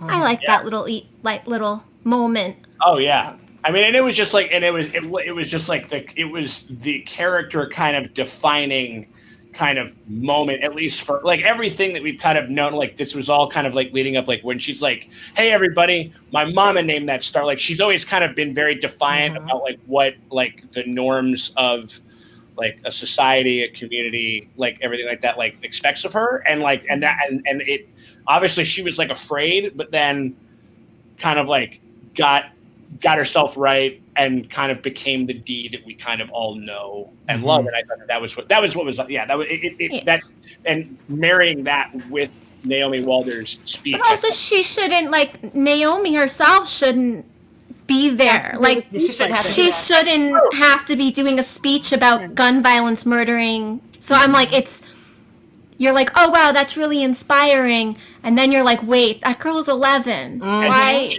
Right, an 11-year-old. And Diana shouldn't have had to fight that fight alone. She should not. I'm so disappointed by all the adults around her. Like, and she was crying out for help. Yeah, and the one adult she ends up like that actually like talks to her, and that actually like, well, there's two adults who don't really lie to her. I guess one is like Landcatter or whatever, the cop. Like he actually, which you're like, oh great, cool. He's the one person telling her the truth and not treating her telling her information that he has. And then you got to think about it. That's the thing where people consider us, even when we were younger, like more adult than everything else. So he's like, figure why did I talk to her like a child when she's I can just give her the truth point blank. Yeah. But then she ends up listening to Montrose, and she ends up doing exactly what he tells her, which it is go down swinging. Yep, making work for it. And work for it. So is Montrose our bastion of like, parental guidance? Yeah, that's why I'm just like, if he would have let her complete the task, maybe. But then again, like if you're hitting a bop scene. Does that ever like do they just kind of keep coming up like they got the cheat codes in the video? I think so. Weebles wobble, but they don't fall down. That was my favorite commercial. No, that makes sense. Yeah. Okay. So I guess, I guess it was kind of inevitable. Like they just said she'd just get too tired, I guess, at some point, and then they'd be able to get her completely. I mean, like, I don't know. I wonder. Probably. But Wordy could have slept. Yeah. There's nowhere to hide. Right. Yeah. But as Wordy Wolf says in the chat, like Montrose is the only one that went and kept looking for her. Like everybody else is just like, go inside, get some water. Yeah, exactly. That's true. I mean, like, it's more Tick didn't even pretend to look for her. That's your kid. You're literally in charge of her. Yes. Oh my God. That is. If he had gone to the 5 and dime, he would have ran into her. Wouldn't he? Mm-hmm. I mean, he knew where she was going because I think she's a lot like Tick was as a child, like, into comics and stuff, right, or into reading. And it's just like, he knew she was going to go to the 5 and dime to like soothe herself. Right. He could have intervened. Yeah, it was. Go. I mean, but then also it's like, if there's, as some people are pointing out in the chat, like, it's like she also like couldn't like shout it to Pretty Money, like she couldn't like say anything to anybody. But also, if I will say this to everyone on this live stream and everyone in the comments: if you say my name and I turn around and then you start to go like, I'm gonna run to you. I'm gonna see what's going like on. Whitney Houston. But then again, that might have been the curse. I don't know. I'm actually taking Morgan's side. I don't think so. I don't know. It's hard to say. No. It's magic. Well, because even then, you gotta think about it. Montrose, was that the curse? Yeah, the curse was already on her, and Montrose was talking to her and was not answering her questions, which was making her madder and madder and madder. Right. So if he'd have granted her a little bit of honesty and a little bit of like clarity into what's going on, especially knowing that she's dealing with some shit, like at least we can take something off her plate. Let's remove something she's worried about, so that even if she is really upset and focused on her friend right now, we can give her a little bit of tidbit about her mom or something, anything. Well, then shout out to Stacey Steele. I got to put this one. It's like she could draw though. She did draw. She drew the top 10 boxy. And those drawings were actually done by. The drawings were actually done by a comic book artist, Afua Richardson. Nice. What comics are? Does she do like an actual like trader? I'm not sure. Well, shit, we gotta look that up. Well, we'll put that. She does a lot. Her orchid looks amazing though. Hell yeah. Okay. So I want to definitely look that up because those were really cool. Those were great. All right, so then we're moving on to what I'm sure we're going to need, either a Winky or a Blinky or an Ellie or something like that. We're talking about our That's So 2020 moment of this episode. Meeks, what are you thinking over there? The moment at the beginning where the adults are standing around talking about Dee, leaving her out of the conversation. If that ain't people trying to decide what's best for you, while you like, did you ask me first? I'm right here. I'm literally right here. You could say, hey, what do you need? And then figure out how you guys are going to provide that instead of being like, here, let me discuss this while you're back. Like, it's the whole child, female, ignoring. Like, it's just, it's 2020. Yeah, a little bit. I mean, like, there's even like, even in a macro sense, I mean, that happens with Black Americans. It happens with POC. It happens with almost every marginalized community where it's like, we got to listen. It's like, fuck, you go back to the debate where it's like, not the VP debate, but like where I got to listen to two geriatric white motherfuckers tell us like what to do about Black Lives Matter, and you're just like, you know what I'm saying, and there's definitely like, roll those eyes harder, Maria. Oh my God, right? I mean, like, yeah, and so like that was definitely, I think that's a great example insofar as that. I mean, like, that's definitely like a real feeling for a lot of people. What about you, Maria? For me, I think this is illustrated in several ways in this episode. With Ruby being questioned by that gardener, she belonged in the neighborhood. The way the white folks drive through the funeral crowd and how the cops behave like this minor inconvenience is a major problem. Yeah. The voiceover by Naomi highlighting how even today, Black girls go uncared for, how they face not only brutality at large, but how their traumas are also ignored and sometimes by their own communities. Right. Yeah. I mean, like, it's all kind of, I mean, there's a lot of the 2020 baked into this episode, and obviously into the show by and large, but definitely like there was a bunch of touchstones that they were going on. Draces, how about you? You got something over there? I mean, it's really just like Emmett Till never ended, really. Right. And it's like the idea that, we have cell phones now, so we see it, and still you can catch a murder on camera.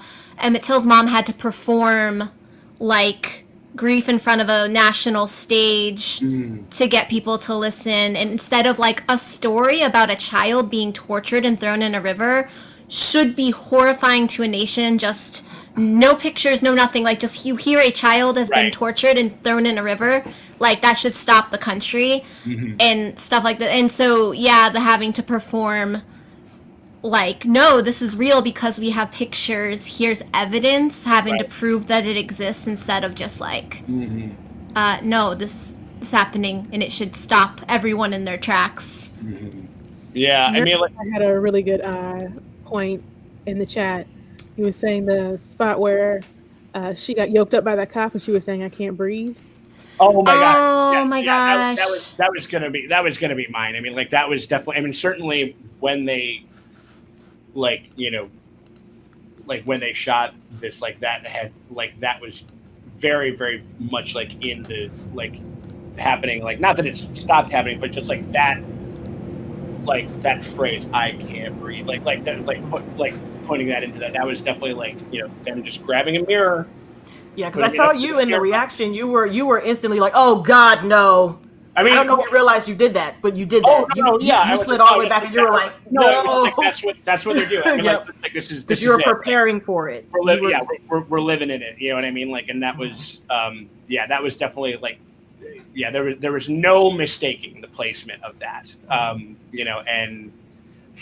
I mean, like, I don't know. There's a lot of. This whole episode was 2020. It was. Oh my God, April! Like, okay, this is a savage. Like, we're obviously, pointing out like all of the textual things that the show's bringing up, but I got to give it up to April B. Fucking being a savage. Mechanics taking forever with your car. Same old car in the shop. When's my carburetor gonna be? Never. Hey, no, they're waiting for that part. Yeah, right. You got to talk to Earl. That's his garage. Yeah, it's gonna take 2 weeks. You know, it's gonna take. And now they can blame, like, they're like, oh, it's a pandemic, so it takes a while. Right. Oh my gosh. Right. Oh my God. How many? Like, I wonder how many. There's definitely like probably some creators, and there's some people that like kind of take a little while to deliver like their stuff or whatever, and they can just kind of go like, oh, sorry, pandemic. It's like, bitch, you can print out those fucking. You can print it from home. Now, you know what I mean? You have a home Well, printer. it's to the point now where the not only are the mails being late, but people are like upped the mail jackage. I follow this lady who makes handmade wigs, and she says she had somebody steal her whole delivery of wigs. She had dropped it off at the post office. Somebody followed her to the post office. As soon as she dropped it off in there, they went in there, took it out of the thing, and ran off with all these wigs. Oh my Wow. Wigs. Do you think somebody like knew who she was and was like, Yes. like, They oh knew my who she was. Because she advertises them. She puts some like, look at this, it's going to be here. God. If you want stuff here. And they followed her ass, and she dropped them off in the mail down, took all of her wigs. She had to refund like 60 customers. Oh, and they were, God. her wigs start Not at cheap. $400 a pop. Start Right. at $400. My husband. Oh no. Oh my God. Apparently cars are having a moment. Cars are having a moment. That's what. Once it gets to that point, then it's like you don't want to pay the money to tow it to another spot. You're like, fuck that. You're gonna fix the fucking car. If it comes Right. Well, it's like anything that has to deal with overseas. Like the Switch, I just got me an Animal Crossing Switch. They came out in March. Mhm. Okay. I just got one, and I wasn't even looking for one. I'm like, I gotta add you, Meeks. You gotta. When we sign off, I need your Switch code. You know, I have to go dig it out. But everybody in the chat is talking about how expensive ink is, Sean. That's true. I'm just Yes. going to say this. The only person I know that owns a printer is your girlfriend. I haven't owned a printer in like 9 years. That's what you just go to.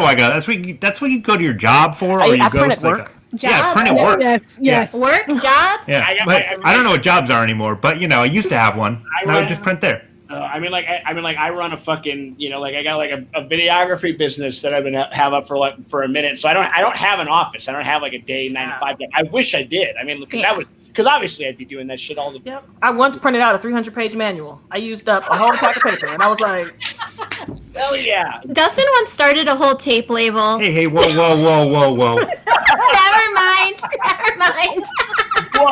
His secret. Whoa. Nothing ever happened. Everything is great. I never printed on company paper, ever. Never. It was all it was all expenses for exactly. Yeah, I worked for a book publisher that has now gone under, so it's probably it's fine. They're not gonna come after you. But it's probably my fault.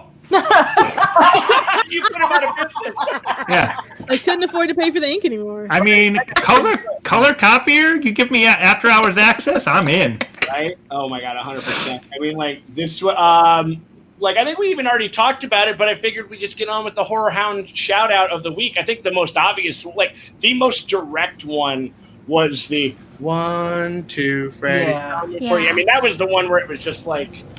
You know, And the nails and the alleyway chasing her down the alley. yes. time for Oh my God, any you of that. expected like their arms super long and shit like that, you know.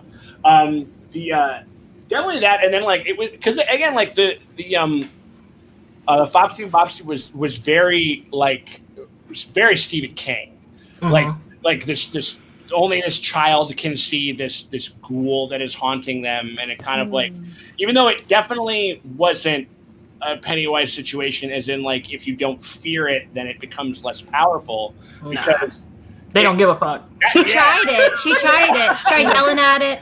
They was I like, bitch, remember yell when you back. said that in the review, I was like, right. no. That would have been amazing though if they did kind of do like a It Chapter 2 where it just becomes like the roast zone and that's how you beat the monster and shit like that. That would have been incredible. It's like your nails are ugly as fuck.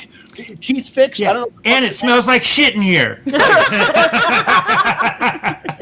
Dee would be the roast master general. Would, man. She would. She was like, she didn't give a shit. It's like, I thought that was, I was wondering if they were going to go that direct with it. It was just kind of like a play off. There's still a spell, and that spell has yet to be broken. You know, it seems like. It reminded me of The Ring when they were coming up steps backwards. Yup. Definitely. A lot of like Japanese horror. Right. Yeah, We got to talk about that later, you guys. Right. I remember when I was like, I had I did like a lot of like wedding videos, like in the like throughout my my tenure. I had a wedding video company and stuff like that, and like and still do some, but I've kind of like moved away from it a little bit. And I do remember like sometimes when the brides would book me for like 3 hours of bride prep, just them getting ready, 3 hours, like 2 hours, they're not even getting into the dress. Their makeup isn't on. And I always just remember thinking that like I would always in my brain it was like, so you want the ring package, because it would always be these brides with this hair over their face, like like wet and dingy, just like sitting there, just like waiting while people are after and shit. And I'm just like, oh shit! So like, and like the whole time I'm shooting it, I'm like, you're not gonna want any of this footage. This footage looks terrible. You know what I mean? Like it's like the same thing happens at the end of the night, where I'm like, you don't want me shooting footage of you dancing past 10:30. Yes, you do. I love those. Yeah. Well, no, but everybody, no. Trust me, because everybody. Oh no, I DJ those weddings, so I know exactly what you look like at 10:30. Oh yeah, a sweaty ass mess, and it's great. Everybody's just like shiny and weird looking and drunk, and it's like I don't know. Like I've seen footage of me drunk like that I've probably shot myself, and not for me. That's all I'm gonna say. I once there's a picture of me out there dancing drunkenly with with the bouquet in my dress, like in the top right here. I was so because I caught the bouquet and it landed, and I just stuck it in here. Amazing, classic. Absolutely, man. Oh my god. I mean, like just because like we were getting into some feelings before, and just because I want to see, he's the newest member of the family. I just want to bring him back one more time.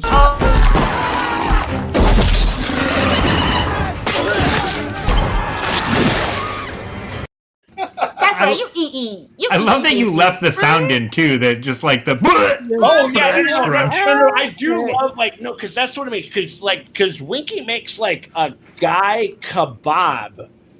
Because you got to think like a guy because like the cop that comes out of the back end like of the car window, like that tail had to go through something to get through his mouth. Mm-hmm. Oh you know yeah. what I mean? Like he's just like he died tasting his own butthole. Yeah, he did. All the way. He Couldn't happen tasted to a from the nice. Buddha right. Had his dinner twice.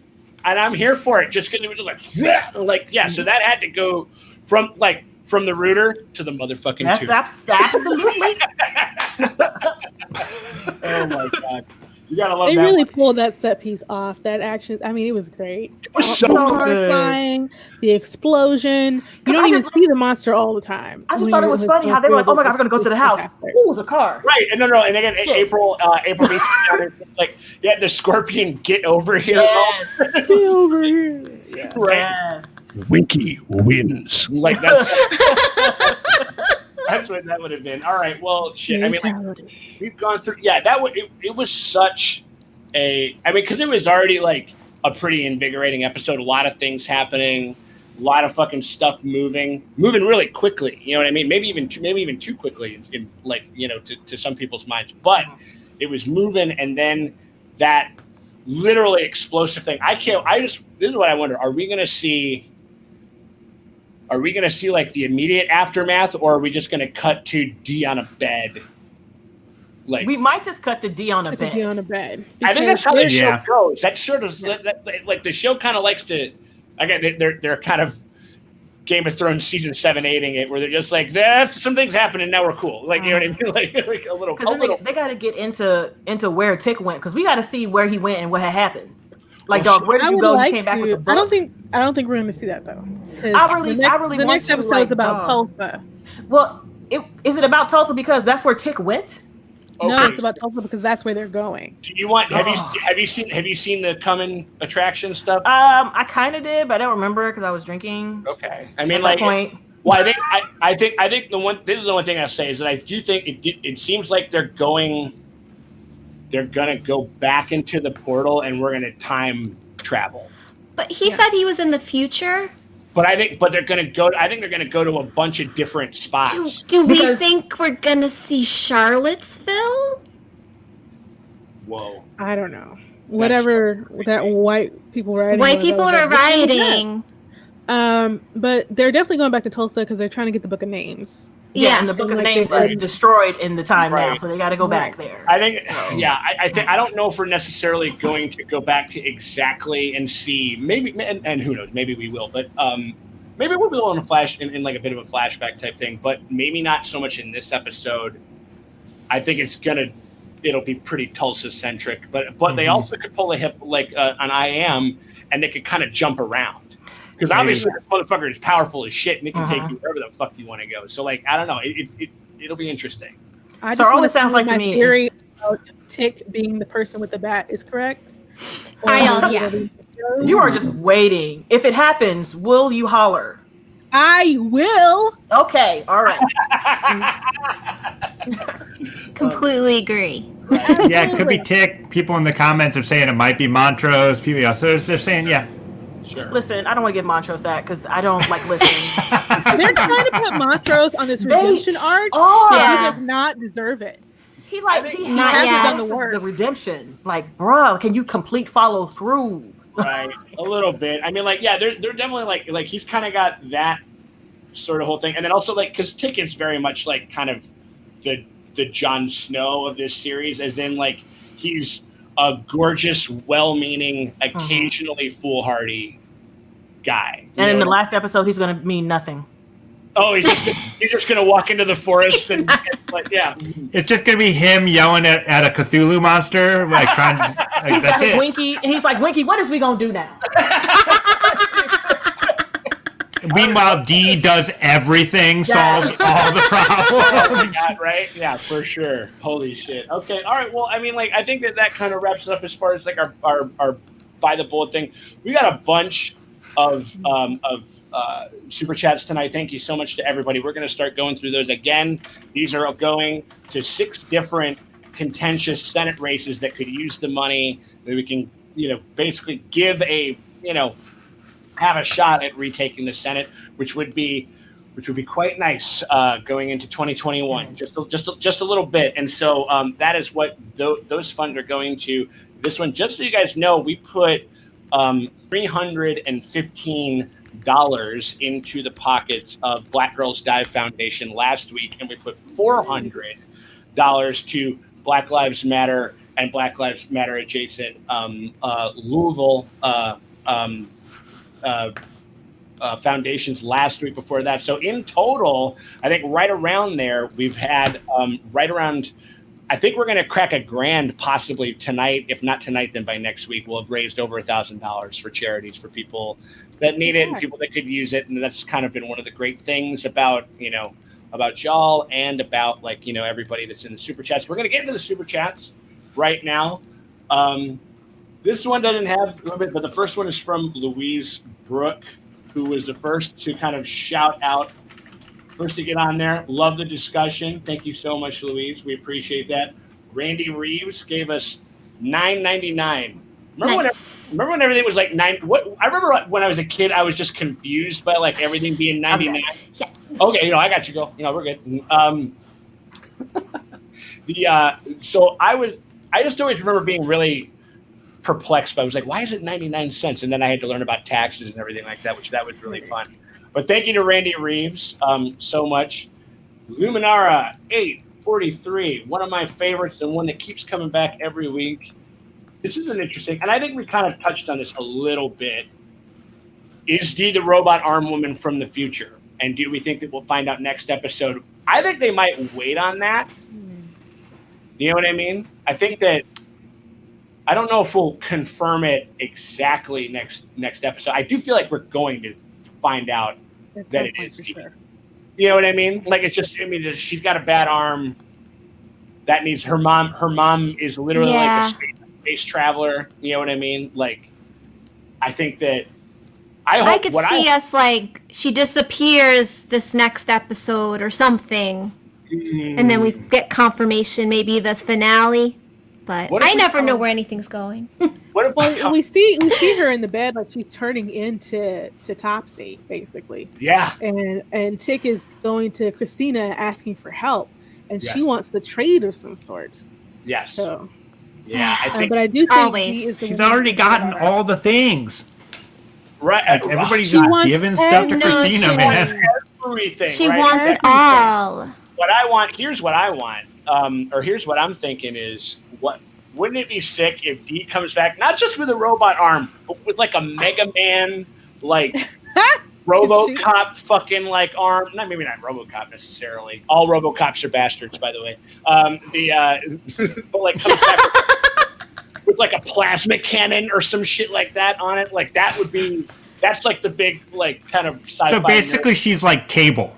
Like she's Cable from the X-Men. I'd be. She's got a robot arm. She can time travel. I'm into it. I love it. Whatever, as long as she's reunited with her mom and she's happy, I'll be good. I'll be good. I miss her so much. Like, can you please get them together? Because they have so many things to tell each other. Well, just like, and now that Hippolyta has leveled up so hard, yes, they're the like affirmations. They're just like that. That's a fucking like that's a Jordan Pippen. Just like put these guys out there and let them start fucking shit up. You know what I mean? What if Hippolyta takes on Christina? I beat her ass, bitch. I mean, I would love that. I want to see it. Yeah. And my money would be on Hippolyta. Absolutely. Yeah, obviously, man. Christina's never been to space. Never been to you don't know that.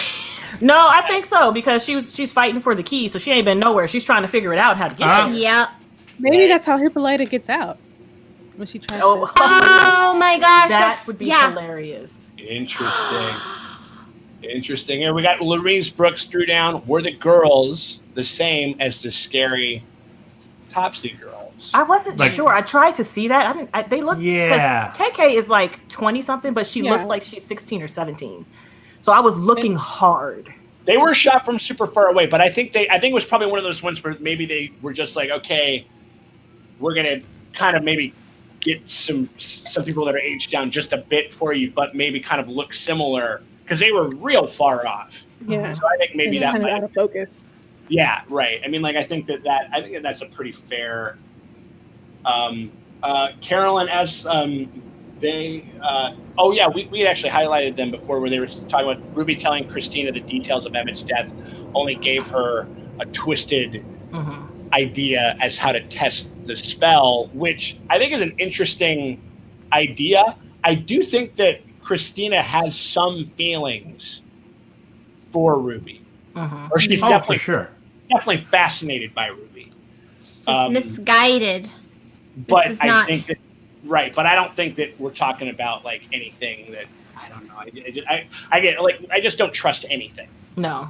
Like anything crystallium flavored, I'm just like, nope, not gonna do it. Like, yeah, that's staying at the fucking buffet. I am not gonna. I still really like that she told Ruby no. I don't care. I appreciate honesty. Yeah. I respected that. Right. I always tell people like there's nothing worse than someone who is racist and or hateful to you and they try to hide it. Like, listen, if you gonna tell me that you don't like black people, just tell me you don't like black people. About it. Yes. Right. Like just tell me so I can be prepared that when I see you, I know what's up instead of thinking that you're okay and you're a friend. Like, some thugs on the corner. What are you trying to tell me? Exactly. I had to cut somebody out recently. I had to go on the blickety block spree, and I was like, what? Yeah. So I had the audacity to say, well, if black people would just stop. Delete. You don't even need to finish that. It's like, nope. It's like a dot thing. I mean, like, I was just like, and block and unfriend. Bye. Yeah. We're not having that today. No. Mm-hmm. I mean, it's just like, you don't have, you just don't have time for it. Big Appa, one of our patrons. Thank you so much. My mail-in ballot arrived today. Time to take some real live action against racist assholes. Hey. I think that's what. Yeah, everybody should vote, man. Like, definitely, and like, I know that there's a lot of people from all over the country, and definitely that's something that I just. Yeah, you just gotta also check out your judges because we have some horrific judges that I just love doing. And nope, you don't get your job anymore. Yeah, those are my favorite. Yeah, looking up judges is fun. So like a dude who's been an administrative lead for 3 years. What? Like, what? How do you still have a job? Is that the one that sexually assaulted someone? Yeah. That is like Chicago. We got it. Shit. Like It's like 3 years we've been paying that guy. So we're like, no, bye. I'd be at home. Right at home. I mean, at least he's not on the bench, but still. Right. It was just like, you like being at home so much, then be at home. But exactly. we don't have to pay you fucking $80,000. You like the rest of America. Right. Yeah. Right. Oh my God, we got D.I. Jackson 33, 1999. Just because y'all are dope, that means a lot. And I mean, like that mostly goes towards the bottom half of the screen or whatever it is. But I'll take it. Appreciate you. Like, exactly. Like I got a little compliment. Like Stacey Fields is coming in now. Okay, this is interesting because this goes back to I think maybe like this goes back to like episodes 2 or 3. I believe. Does Christina kind of seem like a homeschool kid to you? Absolutely. Yes. I think that was like she doesn't. Right. I mean, homeschooled, cult schooled. Oh my Yeah. God! Yeah. Can you please tell me? Like, I don't know Schooled. what it's like to have someone tell me they don't like me for the color of my skin. Could you please explain to me what it's like to live in a world where people think people are racist and they tell you and they treat you differently? You mean like, Right. why And I gotta tell you? Right. Also, how do you play hide and seek? She's like a mixture of a homeschooled, sheltered, white, rich girl, and then only child on top of it. Oh my gosh! Like you have no one to play And with. she's a juggalo. How do magnets work? I don't understand. like you have no one to play with, and you don't understand the importance of ramen noodles. Right. Like Yeah. you I don't mean, understand. at least an older brother smacking her in the head might have helped her a little bit. Right. I don't know. She had plenty of men around her to begin with, so That's She true. did. It's That's true. they were But- just ignoring her. Exactly. I'm like, but they also ignored her. Yeah. Mm. They Yeah, definitely did. that's true. I mean, like, yeah, and you know that she didn't want, it's better to not have like a brother or anything because they would have been fucking getting it in, and like, that was like we've had enough. They would have been though. They would have been like they got Targaryen shit like all over. You know that. I think Christina isn't really queer. She's addicted to power, and she has access. This is from That could Divinity be a Rocks, thing. by the way, and I has mean, access to Christina that knows. through the white male form. I think that's a fair observation. I don't know. I don't think she knows. I don't think that she knows shit about shit. I don't think she knows about tag. I don't think she knows about fucking. I don't think she knows about her own thing. You know what I'm saying? Like, I think I mean, she knows a little bit about fucking. We've seen it. To question, Yeah, like, that's true. where did she learn her stroke game? I know, right? That's what I'm saying. Right. I don't know. When I saw that first episode with Chris Dilliam looking at Letty like she was a snack. Yeah. Go back to those early episodes. That's true. That's true. He Okay. is eyeing her. Maybe. Yeah, that's true. I mean, like, yeah, I might. That's not just a male form. That's deep. Yeah, that might be. Yeah, that might be something. Yeah, there's definitely like. I mean, but she did say, the words may have come from William's mouth, but they were all mine. Yeah.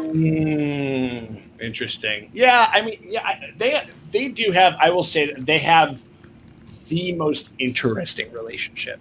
Yeah. So strange. And they were You know some of what I the most complex and interesting characters in the show. Hands down, Ruby and Chrisillium. They do have like definitely they do. They are like both Ruby and Christina are like caught in between. Like they're caught in between the systems that are like, that are like telling them both like no thank you.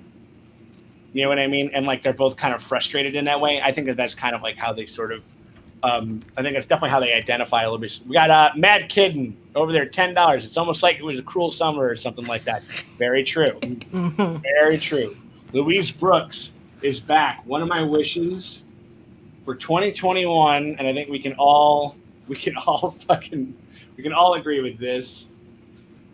Is it Blinky Bad Cops? Too much to ask? Please. Nope. Sure.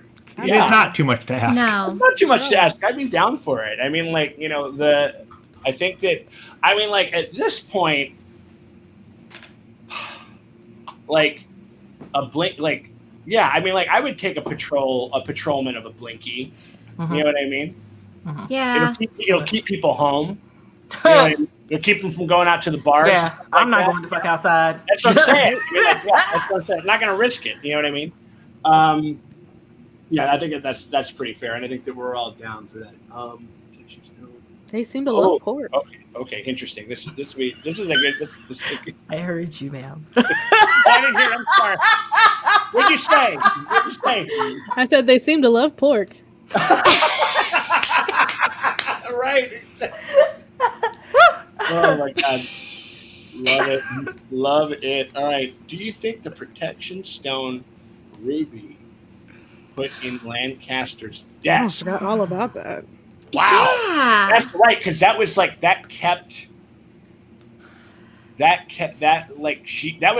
she basically said like you scratch my back, I'll scratch yours. You go drop this into the desk, and that's when she got fucking shacked up with old. Well, tongueless Crystalium was the one that said that it was a protection. Yes, I don't know what. Was it the same symbol? Was she? Maybe it wasn't protection, or maybe it wasn't. See, now I got to go back and look at that to see exactly what the symbol was, because didn't they show it clearly? They Right. did. It was a symbol of protection, but it wasn't Okay. the name. So. Okay, interesting. Yeah, because I'm like, what was that? Stone was there for a reason. What's gonna Because that happen? same symbol is underneath Chick in the second episode where they're doing the ritual. Oh yeah. Interesting. Oh yeah. That's a good one. I mean, like, I think that's an interesting angle. Hopefully we'll find out. Conrad wants to know wants to tell us that my MVP was Ruby. She finally did what she wanted. She spilled the tea about her being aware of magic, and the Crystalium scenes were great for her. What do we think about that? Ever for her to actually admit she knew what was going on. Like, Yeah. how you gonna sit there That's and like watch your almost family flounder and struggle, and then be like, "So what are you gonna tell me about this stuff? Because I could help." Like, what? Like, bitch, what? Like, don't do that. I mean, but they didn't tell her either. That's true. Yeah. Sometimes there's a thing when you find something out and you just want to see if are they going to tell me. That's I'll what give I you, think like, they a did, good particularly last hour. episode with Letty. I give you an hour. I give my sisters and my brother, I give them an hour. I'm like, so you ain't gonna tell me, dog? Right? Bruh. Yeah. It's like, or no, you're like you're on a time limit. I got places to fucking be. You know what I mean? Like that's the energy.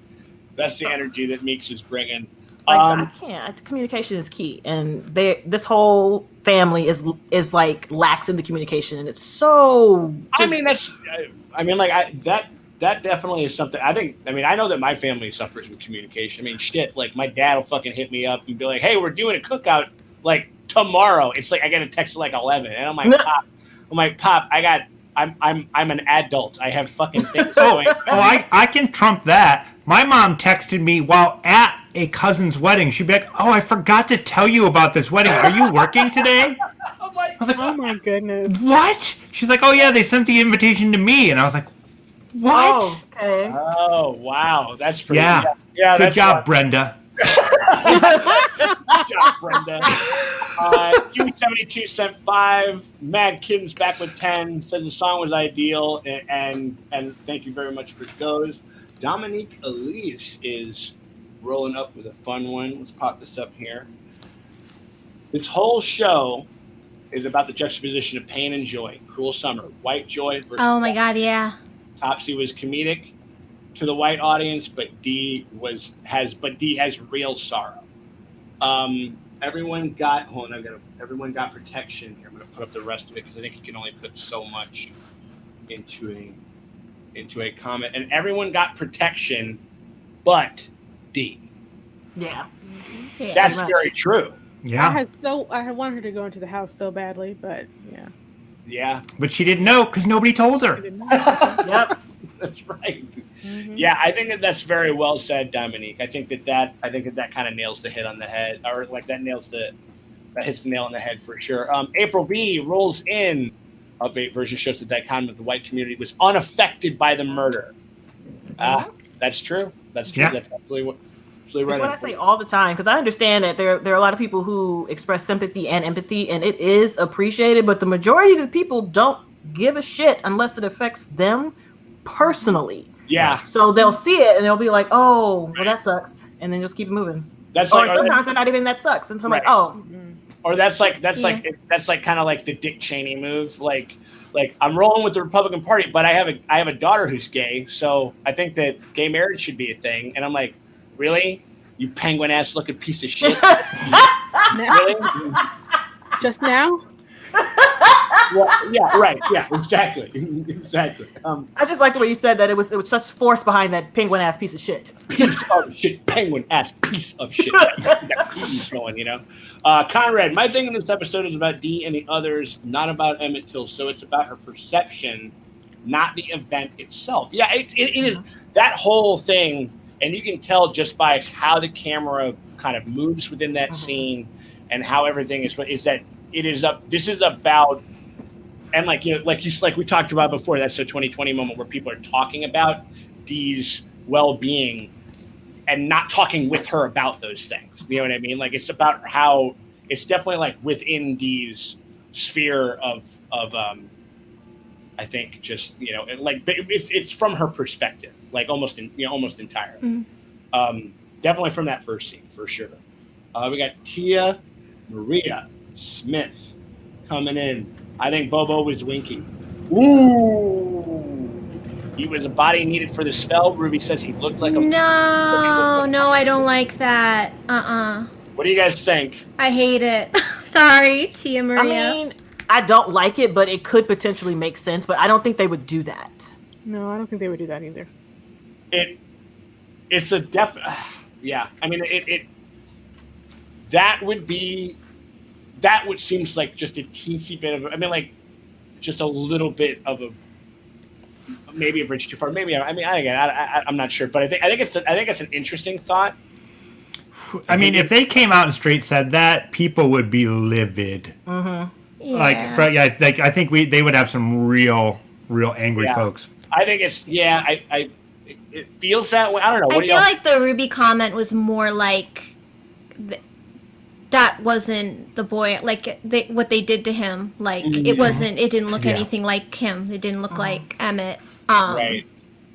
Yeah. The only way that his mother was able to identify him was by a ring she gave him before he left. Oh yeah, you said that on your podcast. You mean well, okay, now I'm putting my tinfoil hat on. Now what? So when the guys say to Christina, have you done this before, that maybe there could be some lineage where like, oh, maybe somehow Christina's like responsible for Emmett, and then but like I don't think that that's what they were trying to do, but I can kind of see maybe some sort of string yarn conspiracy version. They would have to fucking have like a Bond villain level, like, let me tell you about my master plan. Like, I would need to see the charts and the diagrams. That would be but it would definitely make Christina more of a villain than Montrose finally. Right now, I think that Christina is more of a villain. I mean, Christina did technically kill her father, so. But he had it coming. Yeah. I mean, yes. Oh, like the musical Chicago that I you know how much I love musicals. Right? I'm just saying, get that popping. Yeah. When they were playing that, when we found out Trump got corona, it was funny. Yeah. Oh, that's right. Sorry. Dude, the meme game, I gotta say it, like, shout out to just, like, again, and the comments are absolutely like this, too. You guys are brilliant. You guys are hilarious. Like, the meme game for Trump getting COVID and for the fly. All the way to the fly. The fly. They said on the microphone, they said, I'll do it again with the microphone on the fly. That was so much. My favorite is the zoom in when he has the cranberry ocean spray and he's dancing. Oh my god! Oh, have you seen that? I'll send it to you if you haven't seen it before. Yeah. Montrose said he never cheated on Tick's mom, even when he was tempted. But we know, this is from Sierra, thank you so much. But we know she cheated on Montrose. I'm sure Montrose. Do we? Or was it open? Did they have an understanding? Maybe they had an understanding. Yeah, they could have had an understanding. Yeah, because if she knew that he was gay, then they would have to keep up appearances by having a child. So. Oh my God, Sean, I just got to take a moment. The queen of the Burlington. We do these. We would do these awesome. We would show RuPaul's Drag Race in the bar. And we had this host, one of my favorite friends. It's Duchess Gemini. Hi, Duchess. Hi, Duchess. How beautiful. Hi, Duchess. Hi, bitch. That's her catchphrase. Hi, bitch. And like, so every time. Yeah, it's her tag. It's so great. And she's like, I don't watch the show, but I just came to say hi. maybe they do. April B. But I had a theory about that as far as that. Oh yeah. So my whole thing was that, she ended up pregnant by George and married Montrose. And George might have already been married to Hippolyta. Oh. Ooh. I hope not. I like George. Yeah. Ooh. That would make back, me man. You take it back upset. right now. You take it back. So, or it could be that Talk about a yarn wall. they were already married. Then they got together and had a baby, but he knew that he couldn't be with her because they were already together and they already had this thing that they had to keep together. Sure. And so he went ahead and found Hippolyta, because I want to say Hippolyta was after all of this. That's what I want to say. I hope. Because did she ever make mention of her knowing about Tulsa or being involved in Tulsa? Yes. Doesn't mean she wasn't there. Right. That's what I mean. Like was she there at all? Like, because they said a handful of people escaped. Right. So I'm like, that's another. But it could have was she happened after Tulsa. Yeah, like was she after? Was she during? Like, I want to know more about this, and this is the reason why we need more than 10 motherfucking episodes. Yeah. A lot of questions. There was some. It could be solved by more episodes. Right, that's true. I mean, like, and also there was a thought that I was having the other day, because it's one of those things where you wonder, because I was thinking, because basically we've kind of, Mo, you're a book reader. Yeah. And like, we're obviously the show has really spun off into a bunch of very different territory, but are they kind of adapting most of the book or expanding on most of the book? Like, it's more like the structure of the book, but as far as details, it's kind of like how Tick said, which I find really interesting. That was such a fun little. That if the book is the book that I've read, and also if I'm Montrose, I'm like, did my grandson tell everyone I'm gay? First off, like, does the future know? God damn it, you. No, but which he's not, like, in the book. They don't make Montrose queer unless I miss some subtext. Right. But yeah, so like structurally, where it's like we're gonna focus on a character and like the story is sort of similar, like Dee's adventure is sort of similar, which makes me upset. If Tick has read this story, she was getting chased down by police. Right. Mm-hmm. Did he just not read the book? Because I'm like, if you read the book, you should be on. He Maybe did skip that chapter. What if He did read it because they made the joke, which we should have mentioned that during the Easter eggs, where he makes the jokes about the differences between the book, the actual book that this is based off of. Because he says Diana's Horace. Yeah, Horace. Right. And I'm like, why? If you read it, you know that the cop's trying to get her and spitting on her. Mm-hmm. Maybe. I don't know. We got to see. Maybe we got to see where the bookmark is, or where it's page or something like that. Maybe you hadn't quite gotten there. Yeah. Well, I think that I just think that it's highly possible that Misha was just afraid that they weren't going, that they would maybe, like, because we've all said you could have probably made a 10 episode or an 8 to 10 episode, like, like series, or at least season, out of maybe like the first 4 episodes worth of story. Easily. Yeah. And I think that they were just afraid that they'd get canceled. Yeah. I think so too. I mean, I really think could have, like, stretched out season 1 could have been Artem. Like, literally, like, they could have spent the whole time in fucking art. I mean, like, they really could have. And I think it was just maybe possibly because, like, obviously, historically, like, shows that are centered around, black actors, black storyline, people of color. Yeah. I mean, they just have art, and I think that it's possible that they were just like, all right, man, like, if we do get taken out, if we don't get a season 2, we'll just have. You want to tell the story you want to tell. We'll at least have a completed story. They're gonna go down swinging. Yeah. I mean, I think that's totally. I mean, that was something that I thought for sure, and I think it's. I don't know that for certain, but. I mean, because there hasn't really been a show like this with this kind of budget ever. No, that's what I'm saying. Mm-hmm. Like, it's been it's been kind of amazing in that way. So, like, April Beatty, thank you so much. I think this episode captured the horrors of the adult, what we talked about, for the adultification of little black girls. Don't listen to them, even when they're clearly suffering. I think that's very well said. Yeah, that's, like, definitely. Okay. Oh, yeah. I mean, like, yeah, I think that's definitely something that the show. I think that was obviously very front and center with everything that was going on. Anthony Brown, the gagging was part of the curse. The cops said it would not let it tell anybody about it. Yeah, I mean, I think that's definitely like, but still like is a part of the curse to where you're just like, it was so petty of me, but it was just that one time where Letty was just like, remember she did the thing where she kind of tilted her forehead and she's like, what? Yes. Like, or whatever. And I know that's like, but I know that's they're reinforcing a theme, but I'm still just like, Letty, like, just remember she's pregnant and it's like one of the hottest days of the year. All right. And she's mad at Tick because she's super mad at She Tick. thinks he's gonna die. Trying to catch oh my God, it's like there was like the heat was such a thing. You were kind of waiting for Samuel L. Jackson's DJ character my gosh to come in. It was like, today's forecast is hot. I would have loved that. And that's the double truth, Ruth. Oh my goodness. Dominique Elise comes in, and as a teacher, I have lots of kids who don't have verbal skills. Many adults write them off. You have to care enough to pay attention. It takes humility. I think that's very well said. And I mean, that's definitely something that that I think that they definitely delved into a bunch. April B, we had actually done April B put out there.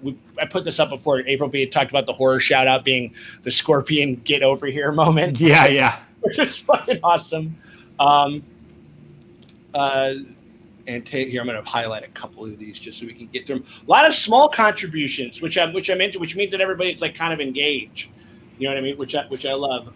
Appreciate it. Thank you. Absolutely. Just $5 from Antea Stacy Sales over there. They have to get the book in Tulsa to save D. I think that's probably what it is. Yeah. I think that's definitely something that's going to be at play. And I think that's definitely going to I wonder, are we going to spend the whole episode in Tulsa or like half?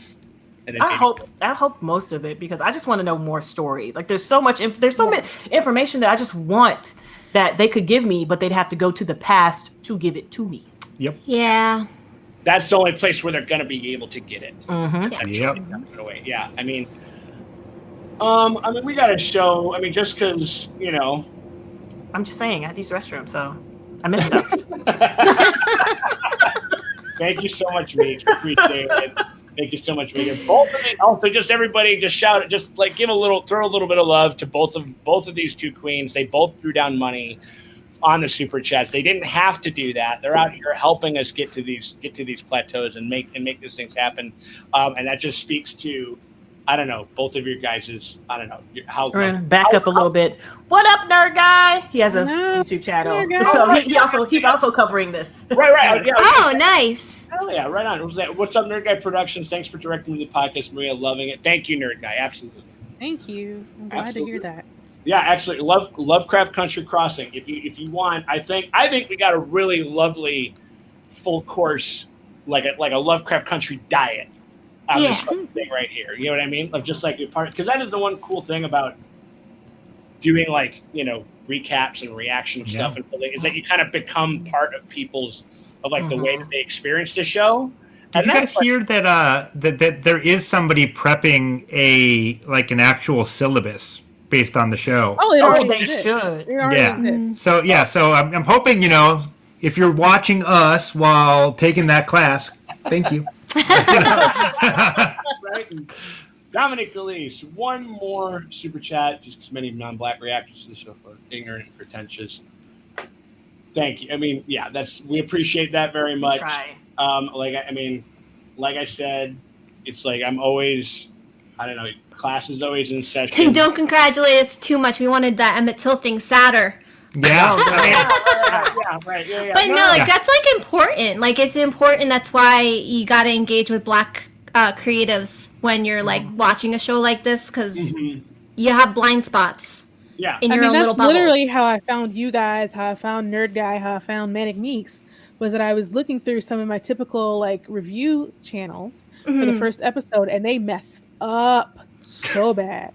Yeah. They had a picture of Frederick Douglass, Ferdinand Vesey, which tells me you don't know who either of these people are. I was like, but why?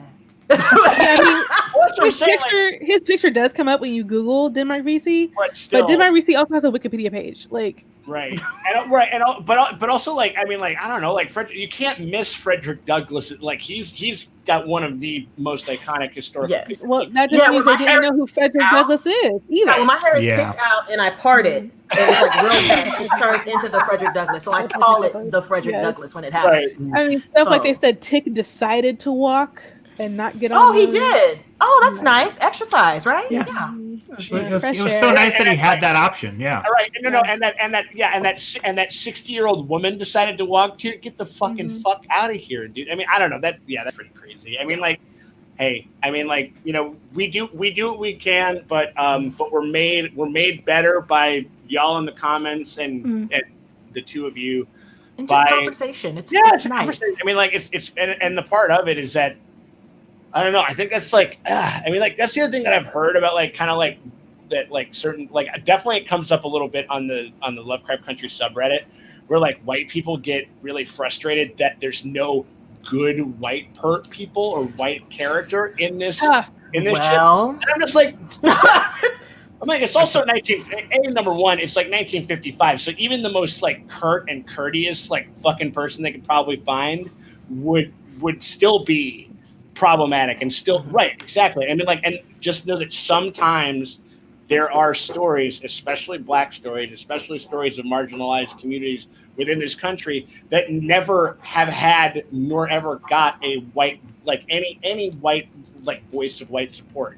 And that doesn't have to be, I don't know, I guess it's just one of those things where I think white people just want to be, they want to get their little fairy godmother like tap on the forehead. Well, like, they want a cookie. They're used to being the center, right? Yeah. The center. And if they're not the center, they're the helpful, you know, good somebody that I can see myself reflected. Exactly. I don't have to identify with the villains. I don't have to identify with the racists. Yes. There's that one good white guy, and obviously him. It's me. Right. That's me. It's me. It's she. Right. We are she.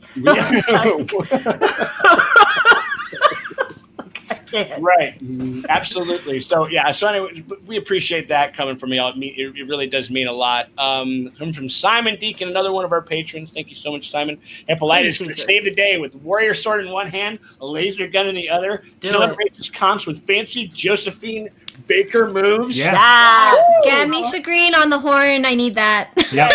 Right. It's like I know, like maybe if fucking Zack Snyder can pull $70 million out of his ass to remake a movie that was never really on the books in the first place, and we can, like, if we can get with your fucking bullshit Snyder, we can definitely get, if we need it, a fucking Josephine Baker tap dancing like type of thing. Dancing with the Stars, baby. Right, exactly. Absolutely. But the star is her. It's her and Dee and Winky on the side, just taking out fucking like racist pigs. That would be incredible. I would love that so much. But like joyfully. Yeah, Just I want it joyful. right. 100%. I don't see how. Yeah, I mean, like, I don't see how that. All right, so Coolin. There, get your life together. Oh, you got it. We're coming up on the last couple right now. Coolin for now, $20, all y'all, and Nerdy Guy in one shot. I mean, yeah, absolutely. We're lucky to have Nerdy Guy over there. Take my money. Thank you so much. And the fucking Senate thanks you. Like this, like the possibility of at least like a little bit, you know, stemming the tide of the absolute river of horse shit that we've been dealing with. Thanks you so much. So we appreciate that very much, y'all. Divinity Rocks coming in once again. Do you think Christina would ever bang Ruby as herself? I want to see that scene. I think we're working up to it. I think so too. I think so too. I can't remember if I left it in or not, but if you support us on Patreon at patreon.com/SeanTankTop, you would, in the extended cut of the thing, I did talk about like how I kind of now I want real Ruby and real Christina to hook up at least. Yeah. It would be very, very powerful now that they've done all this. Right. I mean, I think it would. I'm not. Again, it kind of depends on like how it is that they want to frame their relationship. Like how, like, do we want to? I don't know, because I feel like if that happens, then that brings them that much closer together and the feelings more real between Christina and Ruby. But then again, I'm like, I don't trust. Like what's I don't trust Christina. I don't know. But it's hard to. It's. I don't know. That one's a little hard. But I think that it will be a powerful moment when they do. Or I mean, if even if they just kiss as themselves, a little something, a little intimate moment. You know what I mean? Like. Powerful and obviously some good spank material. You know what I mean? Like that. That's important. It's all there. It's all there. You know what I mean? They're two beautiful. They're two beautiful people. Like like that's what. I'm an animal walking on two legs. I swear. Like. Maria again. Just wanted to shout out both Meeks and Maria threw down for the super chats. Y'all did not have to do that, and we literally putting their money where their mouth is. Literally, all the time, every day. Every day. Absolutely. So fucking definitely show at the very least you can go over and you can subscribe to Lovecraft Country Crossings in the podcast, and you can give a sub and some fucking likes and some love over on Meeks' channel. I got all of those fucking links in the fucking description right here, right now. Check it out when we have ourselves the last and final. A last and final super chat. And it's been a long one, and congratulations to all of y'all. Thank you so much. It's so big that I'm cutting off the girls from the thing. But Geneva Patton, $20. Did Christina remove her protection just before her beatdown? That gasp was used to restore the protection, and that's why she scrambled to verify the healing sign of Cain when she wept with Yeah, I'm thinking because even before she went into the water, she had closed her eyes and before they even started beating her ass, she had closed her eyes and said something. She turned around and they popped her one in the face and got the shit started. So she said something to remove the protection so she could feel it. That's why I'm like, I understand why you did it, but honey, you're still garbage. You're doing it. I understand. You still have an eject button on this thing. Yeah. Yep. Step one. You guys pay people for the privilege of this experience. Right? Yeah, I don't have to. It could happen to me anytime, any day. Yeah, I mean, it speaks to that kind of tourism element of it that happens within white feminism. That's a problem, and then it also, we said this in our video where it's like it's kind of the same thing as like when it's like how the Blue Lives Matter thing just falls apart.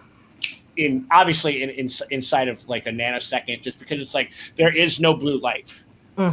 You're not born a cop. I've never looked around. I mean, even though I'm sure there have been some kids, there's probably a couple of kids that could be like, "Oh, you're going to be a police officer, you fucking piece of shit." But no, I like that as you said that a police car just rode right by our house. I'm like, it's enough out of you. Yeah, we're on to you. But insofar as like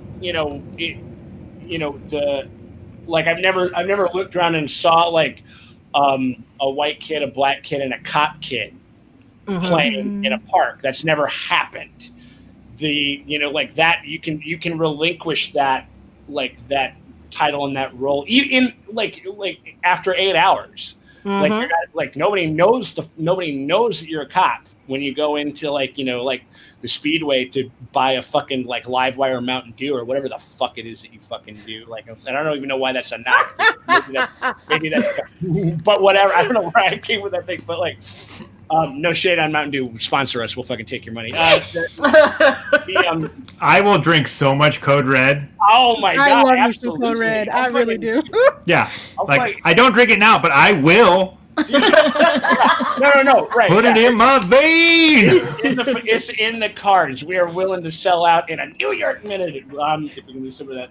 But I think that's a good. Ooh, somebody in the comments had a real good take on that. It's kind of like Westworld tourism, which is a real interesting way to think about it. Well, yeah, like there's no real consequences. You get, to experience it, but you get to go home. Yeah, exactly. Yeah, I think that's well said. I mean, like at least insofar as, it can't be when you have an eject button. Yeah. When you can just take it off and it like you said, you checks the thing and then says the thing and you're out and you're good. I don't know. It can't. It's like it's like thanks, but try again. Type of a fucking thing. You know what I mean? Like I don't know. At least that's kind of that's what I feel like it's reading within the show.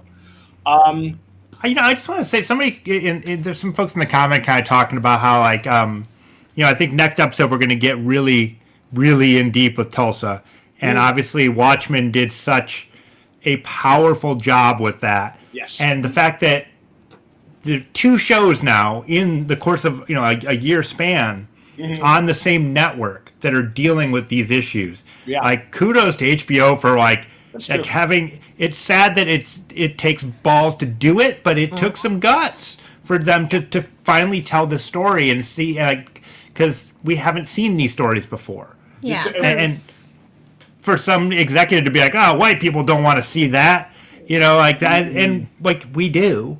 We're here. We're a testament to that. We want to hear these stories. We want to learn from it. And it's really cool that HBO is taking these stories and bringing them to a scenario with this big of a budget and doing them justice. Right. 100%. Last thing I'm going to throw up here. It's like, we've talked about this before. I don't think that this is going to happen. Oh, yeah. I don't think it's going to happen, but we've talked about the Will Reeves the crossover. If Will Reeves showed up.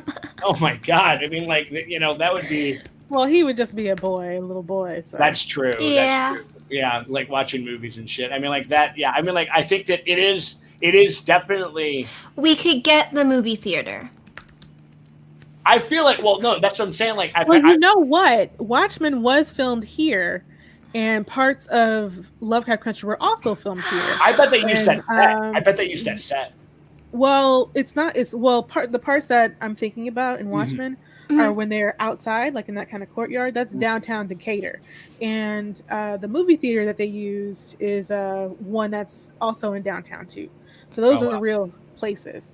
Right. So it could be. I think also that scene where Diana was in the alley, like going to Lancaster's, looked a lot like downtown Decatur to me. I could see that. They could possibly maybe use the same theater. We'll I wouldn't be So surprised. not the same universe, but some of the same sets. I'll be happy. No. It'll be a nice little. I mean, as somebody who digs the shit out of both of those shows, it'll be pretty wild if we. I can't remember the name of what the theater was in Watchmen, but I'm gonna look it up. And I'm going to be fucking looking for that motherfucker. I think it was like the Dreamland Theater? Something like that. Yeah, I think Dreamland Theater sounds right. That definitely does sound right.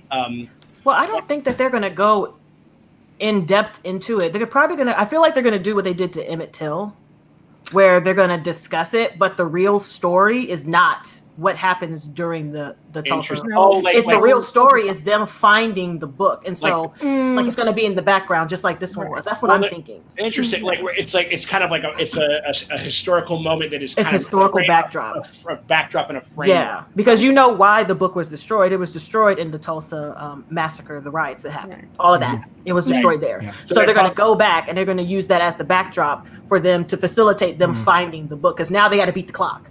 Right. Now they got to get it. It happens. Yeah. So I'm not sure if that's really going to take place in the show. They got to go find Hannah. Yeah. They got to go find all the info. They got to go find all the people, all the pertinents, and get out of there before shit hits the fans. Otherwise, they might get caught in it. Yeah, man. Or they may get caught in it and still try and just get out. 100%. Well, that wraps it up for the fucking the super chats. Thank y'all so much for everything. I think we cracked. I just eyeballing it. I think that we cracked $1,000 in donations.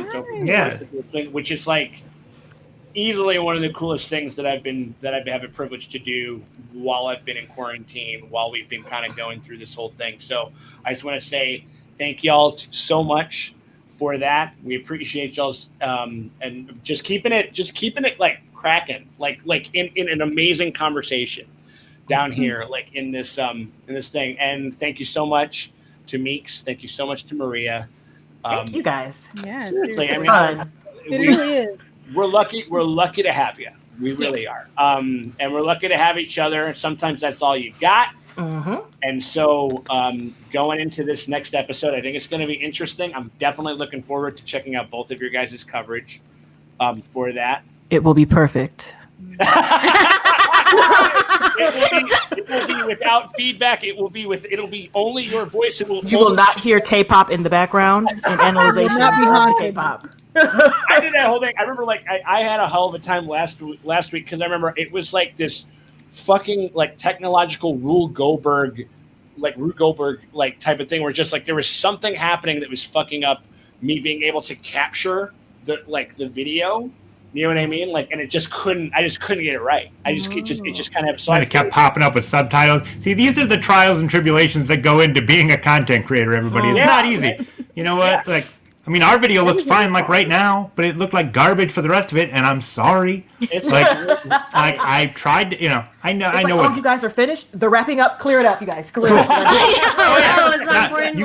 You bought that new light in the background. Looks real cool. Now they can see it. It's cool. It's real nice, real professional over there at Drace's. But again, like, thanks to Stacey, thanks to Wordy Work, Divinity Rocks, Big Appa, Madkin, Wordy Whip, Mimi, CJ Lorraine, Pretty Money, Stacey Seals, Naomi, April B, all y'all, Wordy Wolf, everybody. Y'all. I mean, like Marisol, Nerd Guy Productions. Absolutely, thank you for stopping by. It's always awesome when we have other creators come by and jump on the chat and shit. It's incredible. I said it before, I'll say it again. This is easily one of the highlights of my week, and it's because of y'all. It's because of y'all down there. Thank y'all so much. We hope that you guys keep hitting us up. Like, keep the, especially this week, like the conversation was, again, like really great. So we just appreciate y'all. We could not do it without you. We did a lot of good today, and we had some fun. And thank y'all so much for joining us. We'll talk to y'all later. Bye, guys.